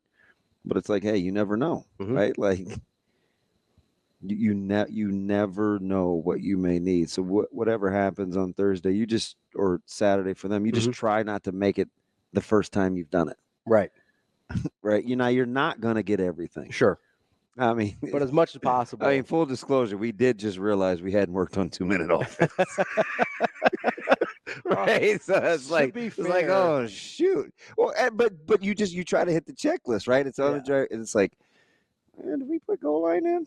To be fair, you didn't need a lot of 2-minute offense last year. You know what I'm saying? It's just like, so then you just start going back to, go back to the basics. You go back to the basics, and I think that's what you hear him. Yeah. And it's almost I liked it because it was like a universal message from who we heard from. Right? Hey, this isn't about scheme. Let's big boy, go make a big boy play. Let's not outthink it. Coach White, hey, we want to be able to play fast. Let's keep this thing simple. Like there are some things you're going to concede in the opener until it actually goes up on tape. Mhm. Right? You just are. Well, and it kind of goes back to a thing we talked about. I think it might have been yesterday. Otherwise, it was late last week. About there's no magic formula, right? Just be like. And I think it was Coach Walden was talking about it where he goes, hey, you're not going to have I should have tweeted that out. Defense for the perfect play. Like that doesn't exist, right? There's no magic formula if White. It was White. Oh, it's Coach White. Yeah. Sorry. If there's no magic formula of, hey, if you call the right blitz at the right time at this and that, then it'll work every time. Yeah. Right? That doesn't exist. There's no magic formula. Yeah. We call 3 strong and they come out in a 3-by-1. Whoops. Yeah, probably don't want to play 1 high against that. There's no magic formula. Like there's bad calls, right? There's bad fits. Yeah. But if you get into a 2-sided pressure to, a single receiver side. Yeah, or I don't know. We may be a little vulnerable. Check. Yeah, you're right. Like sometimes you get caught. Sometimes you get caught, and you don't want to get caught in a real bad situation a lot of times, but you're never going to be in the perfect situation. There's no magic formula where you're just like, hey, if we do X, Y, and Z, then we're good to go. Like you still have to go out and execute. And you can overthink it, right? Yeah. Like, hey, they like to run toss. Maybe they'll pin the nose or they'll double back. Mhm. So then you run like 24 of each, and it's like, wait, we've only done toss. You know what I mean? Yeah. It's like sometimes you just gotta play it. Well, and like Because the devil can be in the details. for sure. And there's times, I remember watching Miller North last year where like sometimes you can kind of be your own worst enemy too. In like they were running that one high safety forever, Mhm. right? Well, they play a lot of man. And They're big man to man. yeah, but they don't have a lot of help. It was Yeah. basically just move Zero. out there in the back and hoping for the best. And like they're playing teams that have multiple wide receivers out there. That's not going to work very often. Like you're kind of working against yourself there. Mhm. Whereas, No comment. you could, I saw it. I was, I was there. And, instead of being like, oh, we're just going to execute, it's like, okay, you can execute as best you can. That's a bad fit for what people are doing to you, right? That's a bad fit for some of the matchups you got. You got to still put yourself in the best position to be successful, but also acknowledging like, hey, there's no magic formula. We still got to go out and just execute, right? That to me is the interesting thing about what Coach White was saying is like, yes, we're going to try and put you in the best spots possible. We're going to add in these auto checks and these kind of the versatility of being able to switch out to different defenders and things like that. But at the end of the day, just go execute it. And that's kind of the thing. It's like, my man, I won't give him up, but he's like, let's not get it twisted. These DBs are going to struggle against CU. And in my head, when I'm thinking, they do have 4 or 5 really good receivers. Nebraska's got because I'm not going to say they're, the depth chart is what it is, right? I'm not all in on what it looks like, right? Mm-hmm. So I say all that to say that's what week 1 will be for, right? Sometimes some areas you'll play it safe, some places you'll want to see, and then it's on tape, and they've got something on tape. So then the real game begins, right? So, and to me, the real game against Colorado is going to be, okay, how bad is their offensive line versus our defensive line? Because then it gets into, then you start talking schematics and matchups. Like, hey, if we sit on the short routes. And the opener, yeah, you're just trying to, you just want to really, really do the simple well. And it's out there, and then you go. But week 1 can never be a throwaway week, because as we've seen, it's hard to go 1-0. It's not a given. It's hard to go 1-0 around here. Given. Well, you sound like TK. Coming up next, we got Mike Gross. He covers Penn State for Lancaster Online. Wrapping up hour number 2 here on Hurrdat Sports Radio, AM 590, ESPN Omaha, ESPN Tri-Cities. That's DB. I'm Ravi Lulla here on the Pillar Exterior stage. We are joined now by Mike Gross. He covers Penn State for Lancaster Online. Mike, how are you this morning? I'm doing great. How are you guys doing? Good, Mike. Really appreciate you coming on. It's our mini version of like the Big Ten whip, and obviously, this is a couple of games. We previewed LSU, USC, and man, this one's kind of dangerous, right? You never know with a rivalry game. What's the mood in Happy Valley? Well, first of all, congratulations on getting audio of Penn State stretching the field in the passing game. and the ball was caught too. How about that, Mike? Yeah. Nice job. It's funny because last year in this game against West Virginia crowded the line of scrimmage, dared them to run the ball. They knew about Nick Singleton and Katron Allen, and Drew Aller was making his first start. And they dared Aller to make throws, and he did early in that game, and that never happened again. Nobody played him that way again, and they weren't able to do it again. The mood in Penn State is it's interesting because this is way back before the Big Ten era. This is a team that was kind of a rival of Penn State that they used to play all the time. Yeah. And it's funny, a little bit because of the way the game ended last year, but also just because West Virginia is feeling pretty good about itself coming off the year they did last year. They're very, very fired up, and they've really taken to social media to express their disdain for the supposedly yuppie-ish Penn State contingent, and then the Penn State people are fired up about that. So there's a little juice around this game, which I kind of like.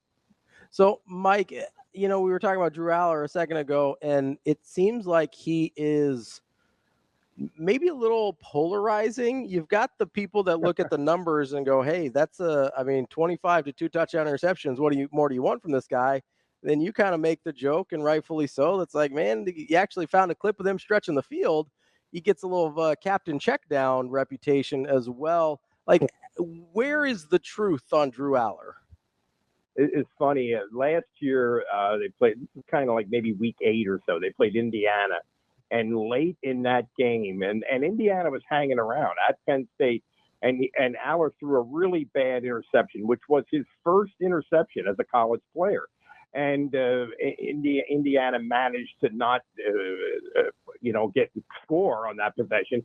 And a couple plays later, Aller made probably the best throw that he made all year for a long touchdown, and they ended up winning that game. And then the next week, he had a really good game, a pretty good game. Though this is after they fired the offensive coordinator, by the way. I had a really good game at Maryland, and I asked him after the game, is there anything to this sort of amateur psychology thing that throwing an interception loosened you up a little bit and kind of put the smack in the face that you needed? And he said, yes. He said, I was surprised to hear him say, It really did. I started kind of playing football instead of kind of gripping on the steering wheel too tight. It's interesting because in the same vein of 25-2 and it kind of being poo-pooed, it seems like for a guy that's won 21 games in the last 2 years, boy, the standard's got to be something else in Happy Valley. And Franklin has been really good, and I get the Ohio State, Michigan thing, but man, there's only a couple teams that are winning, and if you're Michigan last year, nobody beat them. Like the 25-2 is one thing, but the 21 wins in the last 2 years, that's nothing to beat up. I kind of don't get the disdain sometimes, at least on the national level. I think people when you do it, people take it for granted, and if they for many years now it's changed. The Big Ten has changed, but for many years they were in the division with the same division, not the same conference, but the same division with Ohio State and Michigan, playing them every year. And a couple of times lately, when both Ohio State and Michigan have been top 5 teams in the country. Well, who's beaten top 5 teams in the country with any consistency? A couple of years ago, they went out to Wisconsin in the season opener. Wisconsin was ranked 12th. And there was a lot of doubt about Penn State. And that was a really good win for Penn State went out there and won. And that was a really good win at Wisconsin. But it's almost like, well, that doesn't count as a big game because they won it almost. It's a weird thing that's going on here with the way that Franklin is perceived. And a lot of it, in fairness to the critics, I guess, a lot of it is like last year, they didn't just lose to Ohio State, Michigan. Offensively, they were feeble in those games. Yeah. And of course, that led to the firing of Mike Yursich as the offensive coordinator. And now they have 3 new coordinators coming into this season. But, it's not just the way and then other times there have been play calling issues, so it's not just losing, it's the way they've lost. I think that has made people a little irate. Mike, is there any team with all that in mind about the expectations and the lens that Penn State and Franklin are viewed through? Is there any team that is poised to be looked at more differently in this new era of college football than Penn State? Because they could be the 3rd best team in the Big Ten and make the playoff every year. And all of a sudden that feels like a much different James Franklin and Penn State, but they could have the exact same records that they've been having. Yeah, that's true. That's true. On the other hand, I really think if you're talking about the Franklin critics, well, if they make the playoffs and lose in the first round, some people are going to say, well, they just made it because they expanded the field. That's no great shakes. And the other thing is, I think for anybody who's reasonable, and we all know not all fans are reasonable, but if everybody's reasonable, you could make the playoffs as a 10 seed and play like the 2nd best team in the SEC, and you know what I mean. Or so you could play a top 5 team in the country. It could be the same thing in the first round of the playoffs. So I think you have to factor in the playoff opponent and how the game goes, or depending on how the season plays out. But if they get in the playoffs, I think that will change. It will feel different. It will feel different whether people are willing to give Franklin a lot of credit for it or not. Mike, how good, and you're going to listen, the test out of the gates is fantastic, especially with the rushing combination in the backfield. And I think Neil Brown is a heck of a coach. How good, in your opinion, and there's been some great ones, can collectively this Penn State defense be, and how soon do you think you'll know it? Wow, that's a good question. I think Saturday will be a good test because Garrett Green is a pretty good quarterback. Yeah. He's a senior, been around. He's a dual threat guy. He caused some problems for Penn State last year, but I really do like Penn State's defense. I like it more and more the more I think about it and sort of look and listen and everything.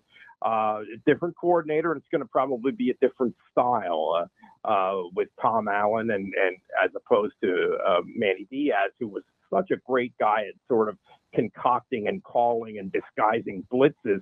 I think they're going to play a little bit different way, but the bottom line is they just have a lot of big athletic dudes. That depth is incredible in the front 7. Yep. Yeah. I think they have a sophomore linebacker named Tony Rojas, who you may not have heard of, who I think is going to be a star. I think on the back end, Kevin Winston is a safety who I think is an All-American caliber player. They just have good players on defense. I think they will be about as good as they were last year defensively, and they were one of the best defenses in the country. We're talking with Mike Gross of the Lancaster Online covering Penn State. Mike, is it too much to sum up to say that this season for Penn State's going to basically come down to this 3-game stretch in the middle of the season at USC, at Wisconsin, and then Ohio State at home? Yeah, I think that's very fair, and I think I saw the other day. I think it was Phil Steele had they have like the 14th toughest schedule in the Big Ten. Their schedule, I think, not only I think some of the opponents are tricky, but I like the way the schedule sort of sequence of games. Having that bye week between USC and Wisconsin is big. But yeah, I do. I think it's. I could see them losing on Saturday and still going 10-2 and making the playoffs. But if you in the past under Franklin, there have been times when they lost a gut punch game to Ohio State and then went out the next week and laid an egg against a Michigan State or somebody like that. That's happened a few times. If that happens, then it's trouble. And if it's going to happen, I think it's probably going to happen in that stretch that you mentioned there. I love the fact you mentioned Tony Rojas, because Ravi and I did an exercise a couple months ago where we listed Franklin's recruiting rankings, and I think people assume they're higher than they are, but he is really good getting those one-offs like that where they're highly coveted guys. And I remember Rojas coming out of Virginia, like those are those recruiting battles that he wins that lead you to believe that he's like a top 6-7 recruiter. He's been a top 6-7 coach given how he's recruited, I think. So I'm glad you mentioned Rojas.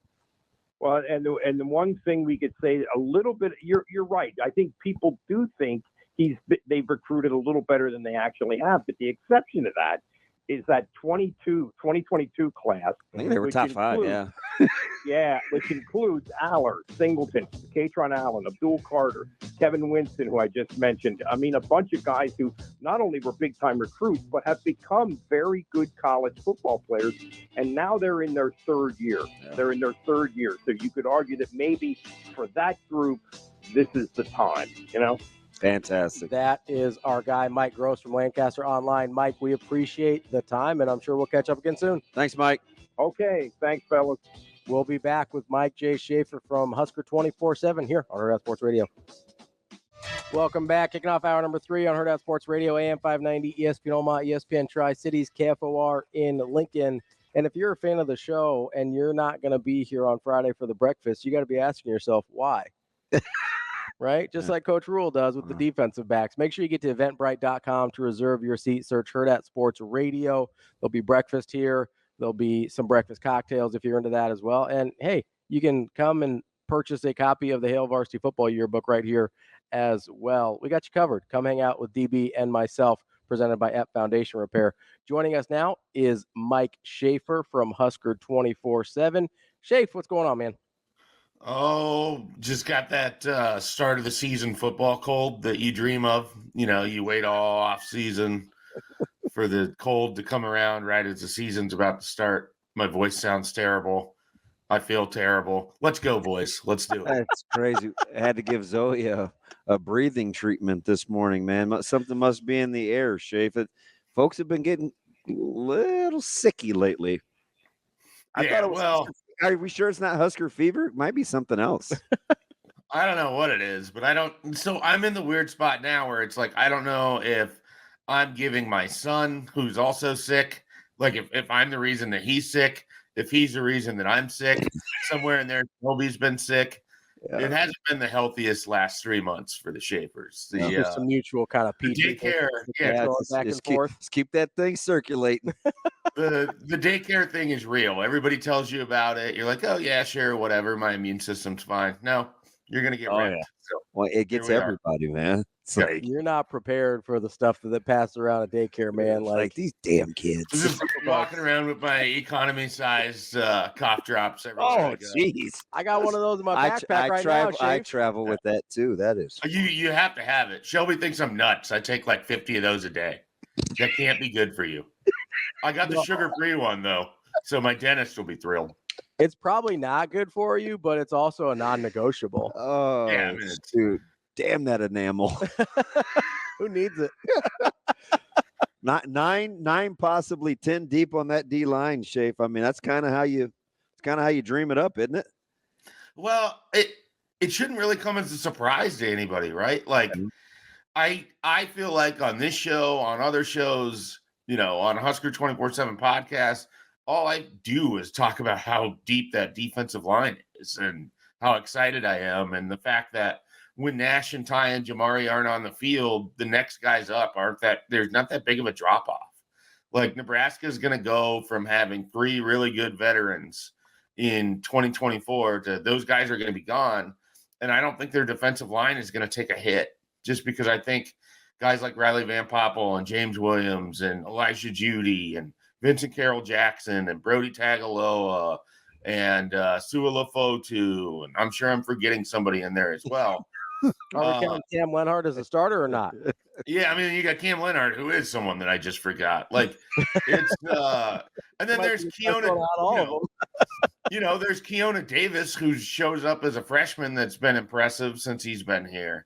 So they've just done a really nice job. And if you go back to the very early days of Rule assembling that staff, and one of the very first things that they did when they got here is they really went heavy on defensive linemen, and they hit a lot of home runs on some of those guys they brought in that 2023 class.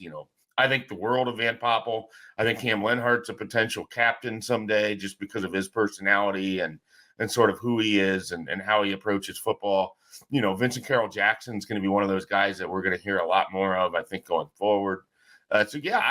When he says they're that deep, I'm just nodding my head like, yeah, coach, we've heard this. This shouldn't be a surprise. Like, anyone that's covering the team over there probably shouldn't be surprised that they have a deep defensive line. It's been trending that way since the moment they got here. Yeah, I do just want to take a real quick victory lap here, because I was in on them last year. Who? I was the defensive line. Oh, yeah. So I'm a little early, but I'm glad the rest of you decided to just come around this year and join me on the. Look, you can check the receipts. I'll go find them. I was trying to convert people, going into 2023. But a lot of it is just look at the talent that they've stacked up there. I mean, it started with Frost and the recruiting there and what Eric Chenander was trying to do up front. But they did a really nice job of getting some guys that maybe were a little underperforming or didn't stand out enough in 2021 or 2022. And then you get Terrence Knighton, and Matt Rule is sort of a defensive line savant. It should have been obvious to everyone, just based on what he's done and where he's been, that they were going to have a good defensive line. And they do. Schaefer, with the in the defensive line talk, I think we all kind of assume that that's going to be the best unit on the team. Is that a fair assumption? Yes, that's where I'm at with it. That's their best unit. Who are you looking at as next in line in terms of the second best unit? Who do you have the most confidence in to be in that spot? I think before fall camp started, I would have told you that, and it's impossible that I'm saying this and that we're here, but I would have told you as the offensive line would have been the second best, just because of all the veterans, all the experience. I feel good about that offensive line. I'm a little less bullish on it with Prohaska being hurt, because I just don't. I've seen Turner Corcoran play left tackle so much in the last few years that it's hard to erase some of what I've seen. I mean, he's really struggled at that position. So we'll see how it goes in the latest iteration of it. But because of that, and because I keep buying in on it, and because I keep saying things like, do we even know which of the wide receivers could be the breakout? Because there's like 5 or 6 guys that they have. I've kind of moved into the idea that the wide receivers might be the second deepest, most talented position room that Nebraska has on their roster. And that's really hard to be in that spot because there's a lot of questions. For as excited as I am about that wide receiver group, Jamal Banks is really your only proven entity. Everybody else is sort of a flash, or, Nair's coming off of 2 years of not doing a lot or having been hurt. So for as deep as it is, there's still a lot to prove. with that wide receiver group, but I like it a lot. Listen, so here's the Schaefer, how soon after the mentioning of Raiola as the starting quarterback did you start to plug in at least statistically or the way that you need him to play in your head? Like, I've been doing that since December 9th, Damon. I apologize to the quarterback competition, but I didn't treat it like a real one. Is that in addition to or separate than what you thought about the running backs in the offensive line? It's probably independent of it.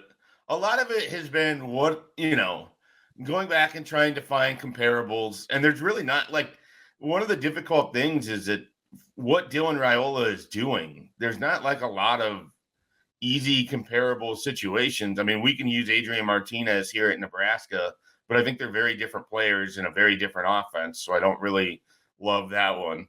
You look at recent high-level quarterbacks, they haven't been put in the spot that Dylan Raiola is in, and certainly not, on a roster like Nebraska's, which is talented, but I don't think I'm breaking news here. It's not a top 15 roster in the country. And so I think trying to allow your brain to, do the what if of, if this looks good, what does it look like? If he has growing pains, what does it look like?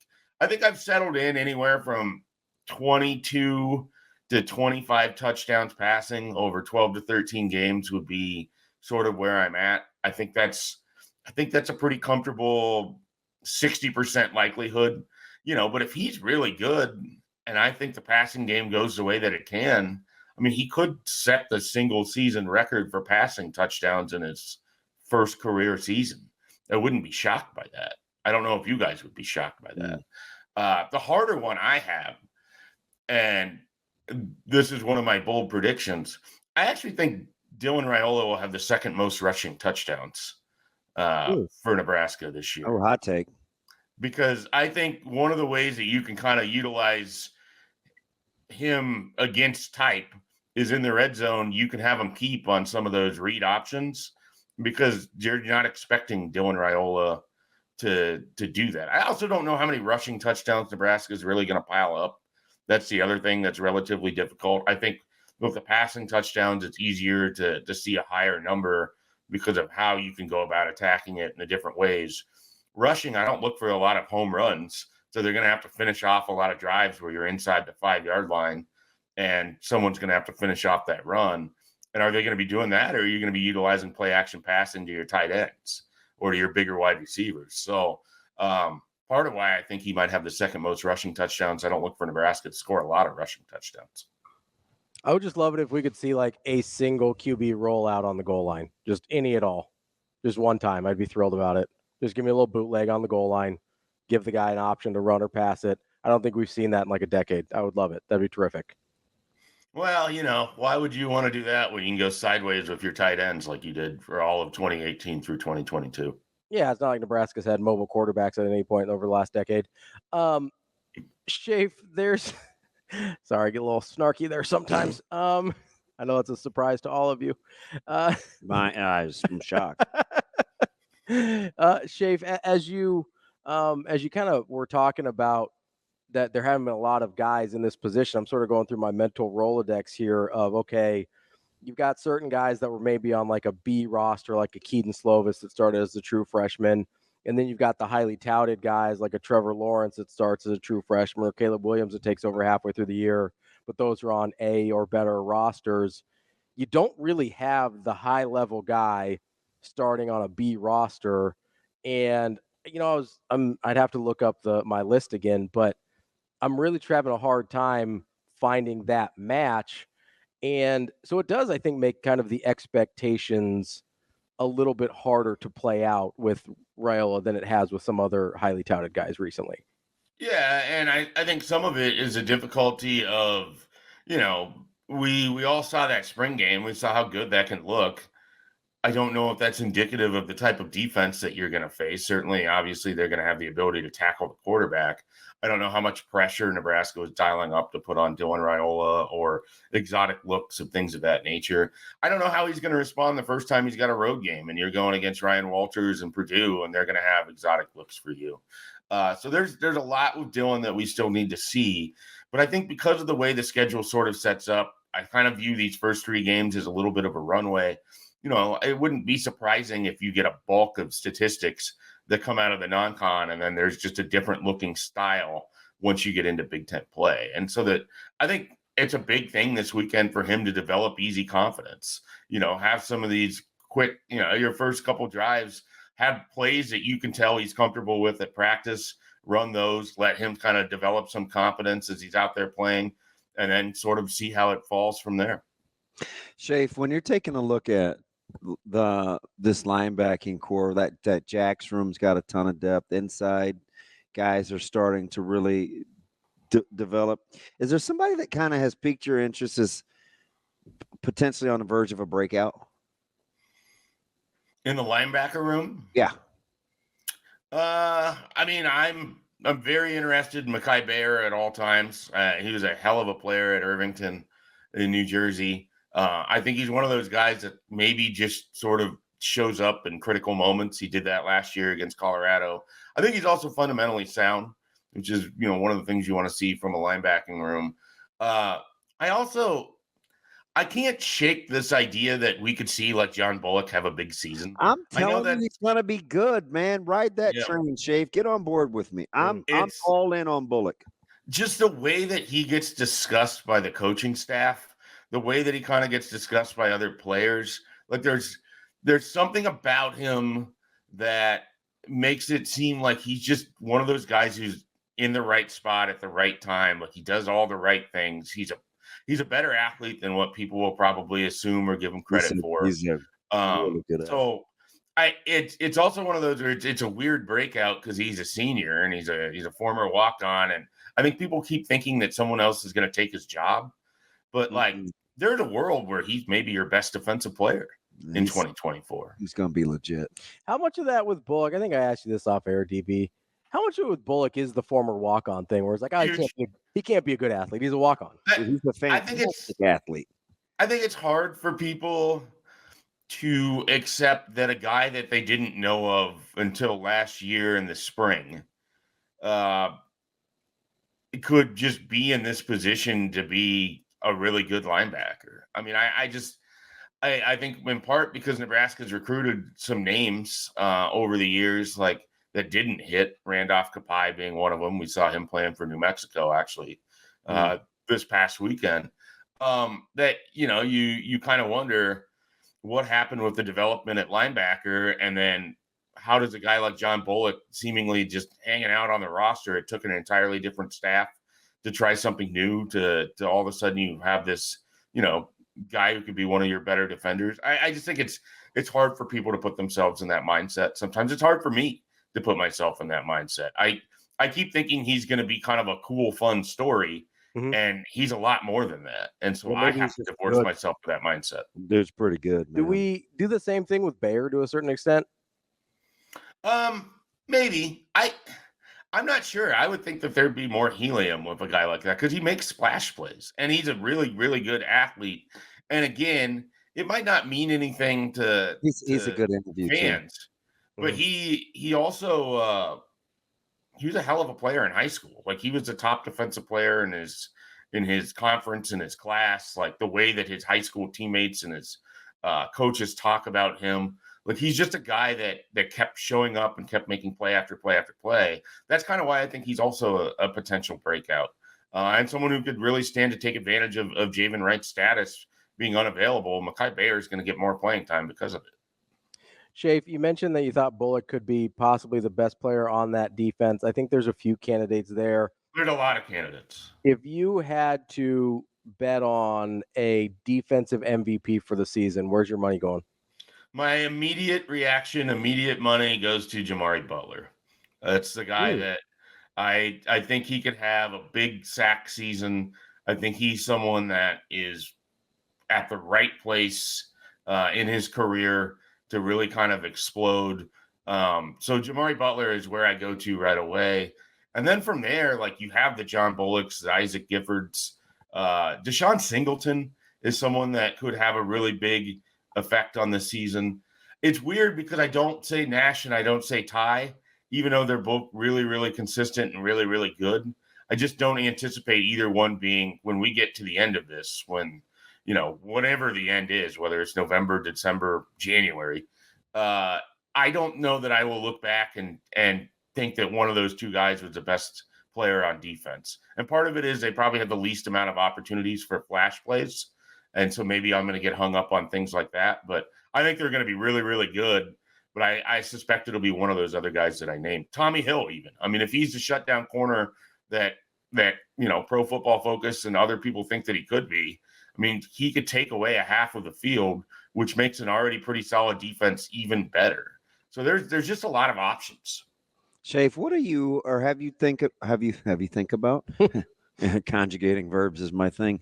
Have you thought about like what you're willing to concede or what we should concede considering it's an opener? Do you think like that? Like what, you know, what we you're should willing allow. to say, well, yeah, well, it's I think if we've learned nothing else from watching Nebraska football over the last decade, you know, the South Alabama game is a great example of how things, like that was an ugly, ugly game for Nebraska in 2019. There was a lot of expectation that they could just come in and whip up South Alabama and march into the Folsom Field the next week. And they really kind of struggled offensively.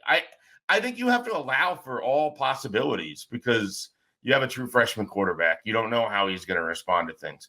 We, for as much as we talk about him and as much as we write about him and everything, and Damon, you're an exception here. The rest of us don't see practice enough to have 100% confidence in everything. So there's a world where Nebraska starts off slow against UTEP, or UTEP just comes out really fast and Nebraska has to adjust to it. I think they'll win. I think that they'll win relatively comfortably. But there's definitely a thought in my mind where it could be a competitive game early in the first half. I expect Nebraska's talent and depth to distance itself throughout that game, though. Like that's the difference to me, is that even if both teams start fast, or if one team starts fast, I expect Nebraska to be the team that finishes strong. Schaefer, got a couple minutes left here with you. I got to pin you down. What's my record prediction this year? So I'm in this weird spot where I'm between 8-4, and then I've started to talk myself into 9-3 because trying to find that fourth loss has been relatively difficult. Which is never where you want to be. That seems like I'm over my skis. I'll stick with 8-4. I have a strong feeling on 3 of the losses. We'll see where the fourth comes from.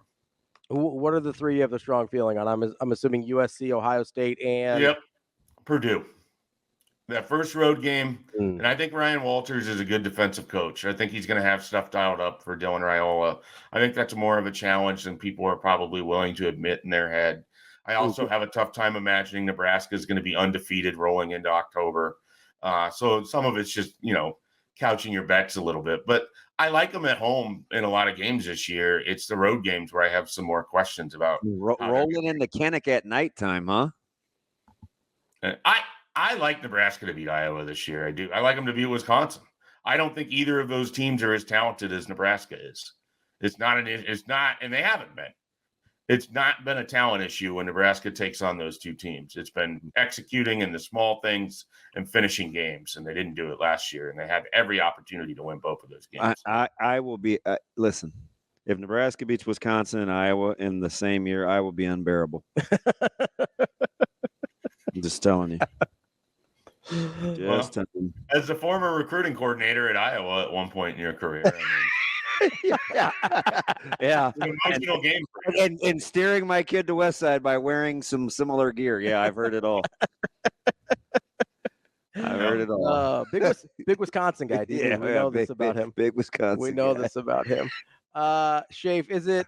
I'll follow up with this one just so I've done my due diligence here. I'm assuming that Dylan Raiola would be your offensive MVP. Am I off base there?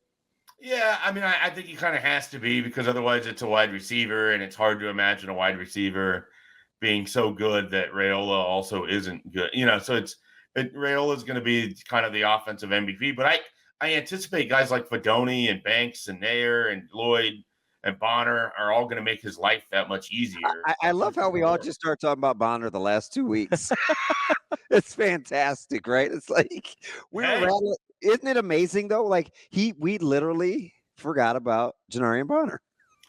I think he came up probably about 2 weeks ago is when I feel like it started to be, hey, this Borkature is the other one.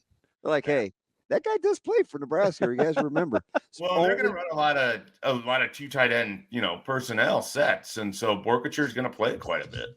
Are you watching any high school games this week? There's several good ones. Yeah, I will be at Norfolk Catholic and Bishop Newman on Friday to watch Connor Booth against what is the best team on their schedule. So yeah, Super Six. That's where I'm going to be, and then I think I will be in Columbus next week to watch your Warriors take on the Discoverers. So yeah, let's go. There you go. That's Mike Schaefer, Husker 24/7. Schaefer, we appreciate it as always. Have a good one. Thanks, Mike J. Thanks, guys. Have a good one. We'll be back with more Hurrdat Sports Radio coming up next. We're back here on Hurrdat Sports Radio, AM 590, ESPN Omaha, ESPN Tri-Cities, KFOR in Lincoln. That's DB. I'm Ravi Lulla here on the Pillar Exterior stage. It's time for Bet On It, brought to you by Warhorse Sportsbook, the best place in Nebraska to place your sports bets. Warhorse Sportsbook, no bets, no glory. DB. Well, I smell bets. I'm going to ask you to make the same bets that I asked Mike J. Schaefer to make. Let's start with your offensive MVP, because I think it's a little bit easier. Oh, fudge. If you're betting on an offensive MVP for Nebraska. This is where that fruit is just like so dirty. Is this just what radio shows do? The one that kind of like hangs on the ground and you got to go get it. I think the defensive question is more interesting, but I want to get to that later. Offensive MVP. Oh, this is so original. This is kind of like a mailbag. Maybe we should do a mailbag. Nah, nobody's ever done that before. I'm not sure if it'll work. Nebraska's offensive MVP will be I think you could get creative with it here. Nebraska's offensive MVP will be I will go with Taylor. Emmett Johnson. Ooh, okay. Most of it's out of spite because you hate running backs. I don't hate running backs. I think they're just fine. I'll go with Emmett Johnson. Emmett Johnson. I don't know if I'm just trying to be contrarian here or what. Okay. It's possible. I'm typical if you're pondering it before you even say it. I'm willing to acknowledge that might be what I'm doing here. I'm going with Danny Kalen. No, not that. Heinrich Hart. No, I'm just kidding. Is it weird if I say Turner Corcoran? No. Can you understand how I got there? If he has a good season, and everybody thought he wouldn't. If he has a good season at left tackle. Yeah, so you're assuming he's going to have a good season? No, I can see how you got there. Because then if Turner Corcoran's good, the offensive line is really good. Yeah. Right? Yeah. Is that fair? Yeah. And if the offensive line is really good, all bets are off. Let's go. I think you'd be the toast of the town. Yeah, that would be a. I'm curious. Like you just believe. Yeah, I think I do. That love is the answer. I keep going back to this. I believe. That's fine. Love will find a way. You love TC. I hope he plays well. I just would like for all the, and listen, this isn't to say, man, you doubters don't know what you're saying, because you do. Mm-hmm. I mean, he's had some growth that he's got to do, but I'm cheering for him. I keep going back to this, like everything we're saying about Turner Corcoran this year, we said about Bryce Benhart last year. Yeah, every single thing. Oh, I've seen too much. I've seen too much bad tape. I've seen him play right tackle, DB. He can't do it. We've said all of those things about Bryce Benhart. Yeah, and now we're first round pick out of Georgia that plays right tackle for the Steelers, are you? No. He can't play tackle either. Now we're doing the same thing with Turner Corcoran. Yeah, I hope he plays well. And he was okay, so he was hurt last year, right? So I'm trying to wipe that out. Now he's got to stay healthy. That's a big deal. But you're telling me that pick him. I am. That's my guy. Go, Ravi. You're telling me that Donnie can't do the same thing to Corcoran that he did to Benhart? I'm sharing my brains out for you.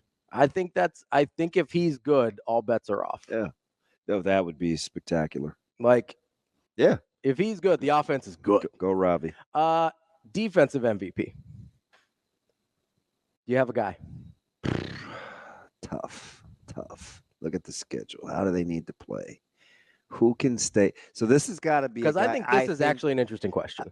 It's got to be a guy I think can play a ton of games. Yeah. So going to stay healthy. Going to be in a position to make impactful plays. Some of that's schematic, right? Like the defense is going to sort of funnel certain things to certain people. I'm going to go with Bullock. That's your guy. You've been riding with Bullock. I'm going with Bullock. And it's not because I like him. Well, it doesn't hurt. Well, I like a lot of other guys more. I mean, clearly I'm a gift guy. Yeah. I thought you might go Gifford. Here. I'm going to go Bullock. Okay. I don't know. Maybe I'm overthinking it. I just think I know how the secondary is going to play out. So I'm going with Bullock. Am I crazy if Yes. Stop asking me that. Well, I just want to know what you think. Well, I'll tell you after you tell me. MJ Sherman. No, go with it. I like him. I think at that jack spot, he's going to have an opportunity to make a lot of splash plays. Now, he's going to be splitting some time. He is. But so did Jamari. Also, if he starts playing the way I think he's capable of, you know who I was hoping maybe that split goes down a little bit. Because it would have been kind of gutsy. Who? I thought you may take somebody like Cam, who's capable of being splashy. I love Cam. I know. I've been a big Cam Lenhart guy. I don't know. That's the guy I was worried about splitting reps with because of Butler. Like, I think there's a chance. Well, you saw how limited Jamari was at times last year playing, and his tiffles were still out of this world. Yeah. I mean, and now he's bulked up, kind of looks more the part. I'm a huge JB fan. I wonder. If nothing else, the stones that he has yucking it up with Coach Rule. Yeah. I mean, he is sock that dude. There are certain guys that are just like that. Yeah. Though. Buford's a little like that. Yeah. Kind of regardless of the coach, though, right? Like there's some guys that just have a comfortability with it. You should have taken Buford. Buford's an interesting one. He is. He'd be a nice wild card to get odds on, too. Yeah, you'd get good money on it. So the thing about Buf that I'm afraid of is he's never been healthy, which is why I didn't take Singleton either. Yeah. Because I need games played. If you get a full year out of Singleton or Buford, you would feel good. I need games played. You'd feel really good. I do understand the concern with splitting reps on MJ Sherman. I have more concern about Cam Lenhart splitting reps, though, because of Butler. Really? Like, that's a guy that I feel like is going to. Those guys playing waves, baby. I know. You're going to be able to put a. I low-key, because I was kind of on this early with the weight loss and everything, I low-key almost went Nash. Because I think he's going to finish a lot of those plays he didn't get to last year, the ones that he was a half step slow on. Absolutely. So I almost went Nash. The amazing Daniel's got one for you, but I know your philosophy though. Yeah. On Corcoran. Yeah. Because he would be your hero for being something that he's never been before. Most people aren't confident in him being. And he's really the only question mark on that offensive line. And how would you like to be him? You talk about not having to read the newspaper or press clippings or get off social media. So that's really what he's saying, because you got some fortitude. Because AD or the amazing Daniel said, can you name another season in which you'd have considered an O-lineman an offensive MVP?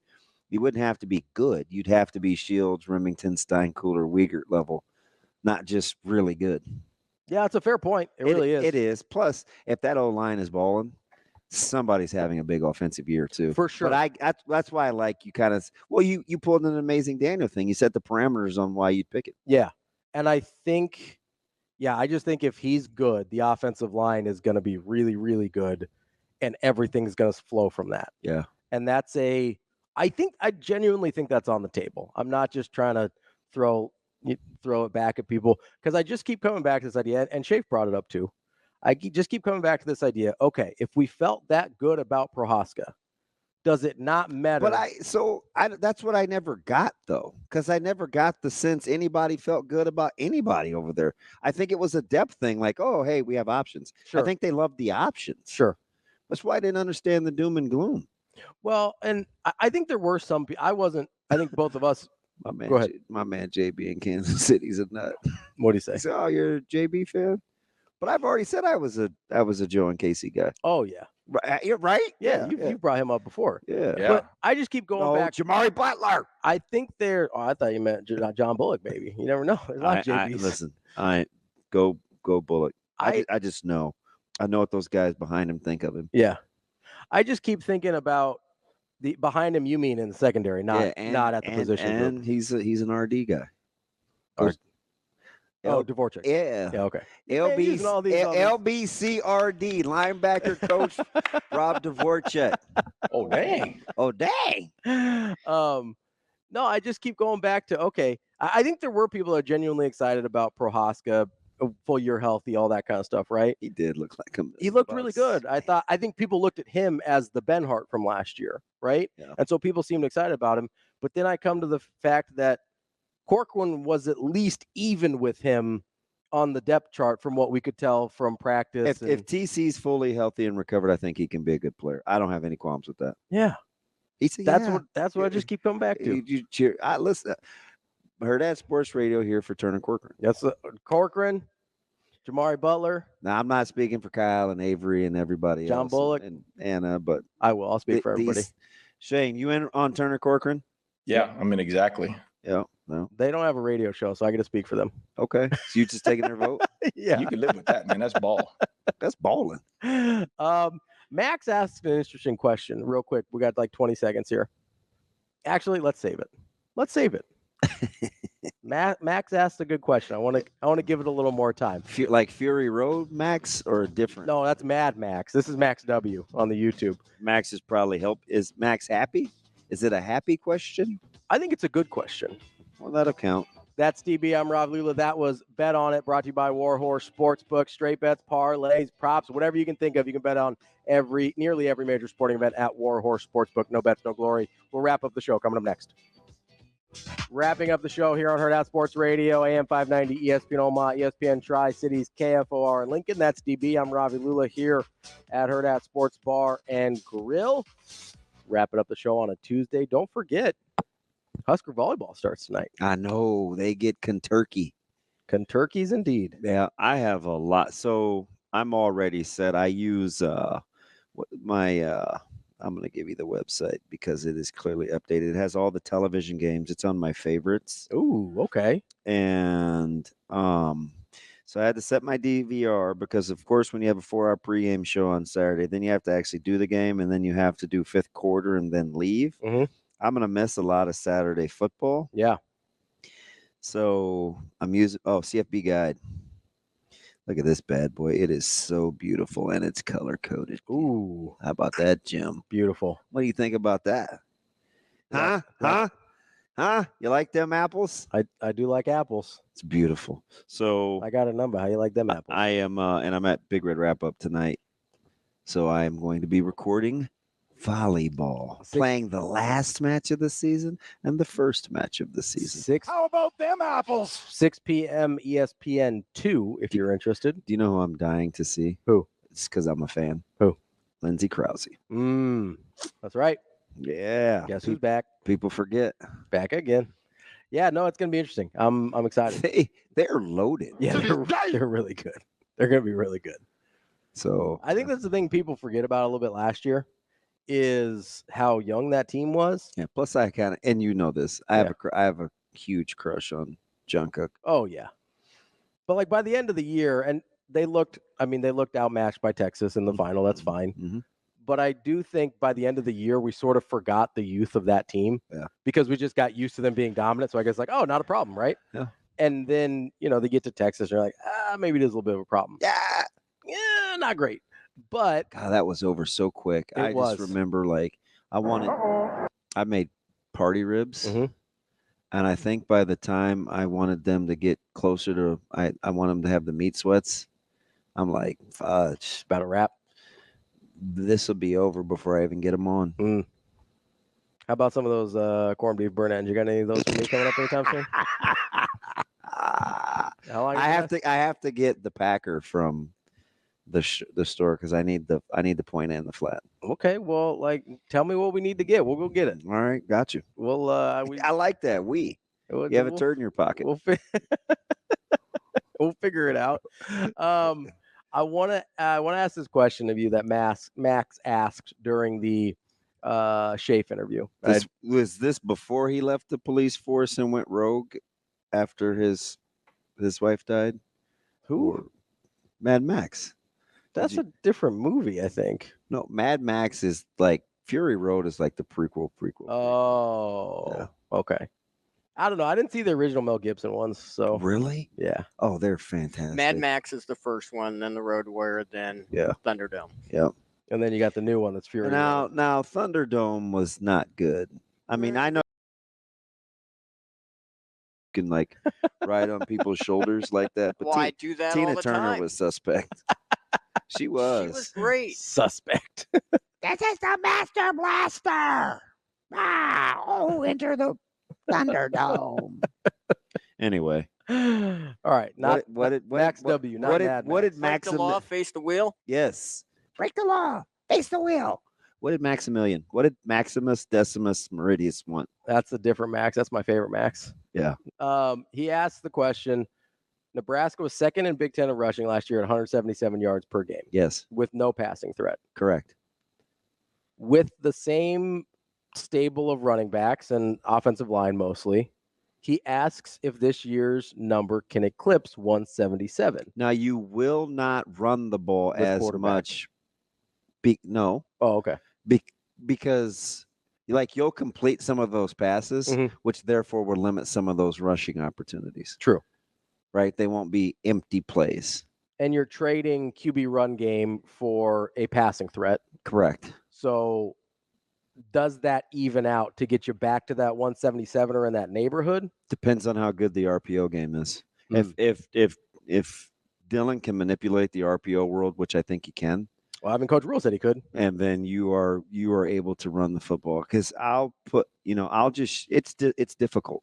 To defend. Yes. Yeah. Especially for your adjusters. Because You you're guys that putting play on the people outs- in. Yeah, they're in conflict. They got to make bad. They got to make a.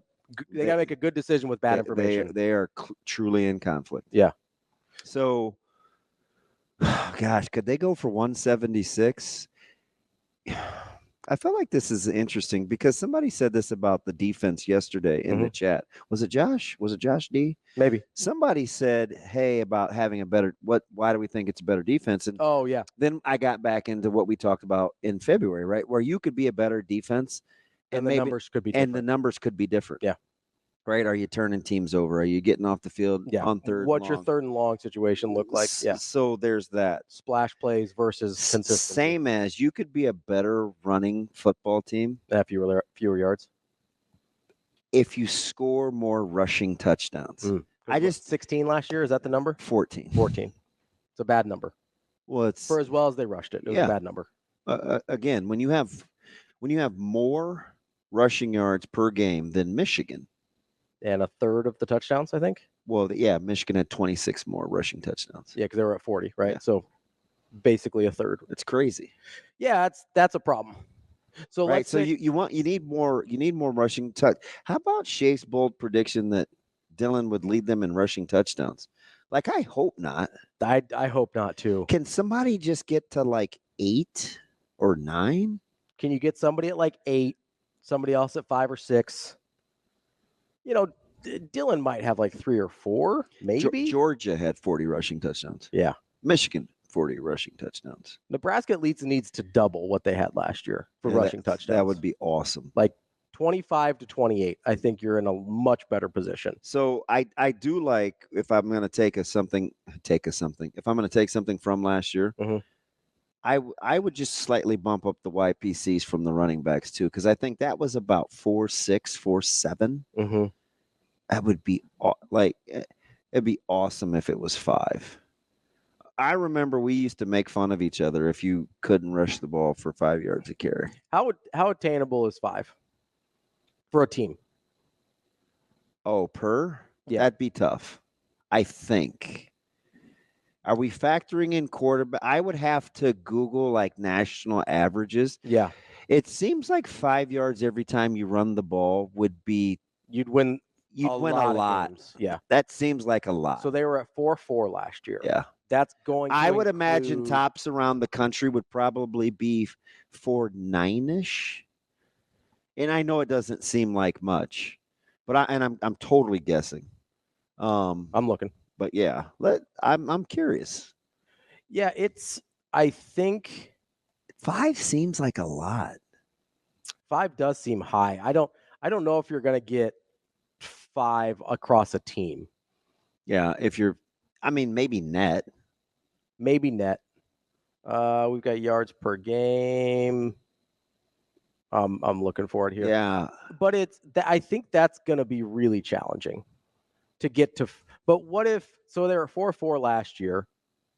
Can you get to, like, how much of a difference is there between 4-4 and 4-7?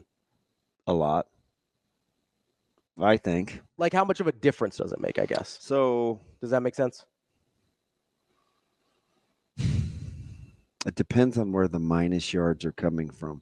If it's just running back numbers, it's not significant.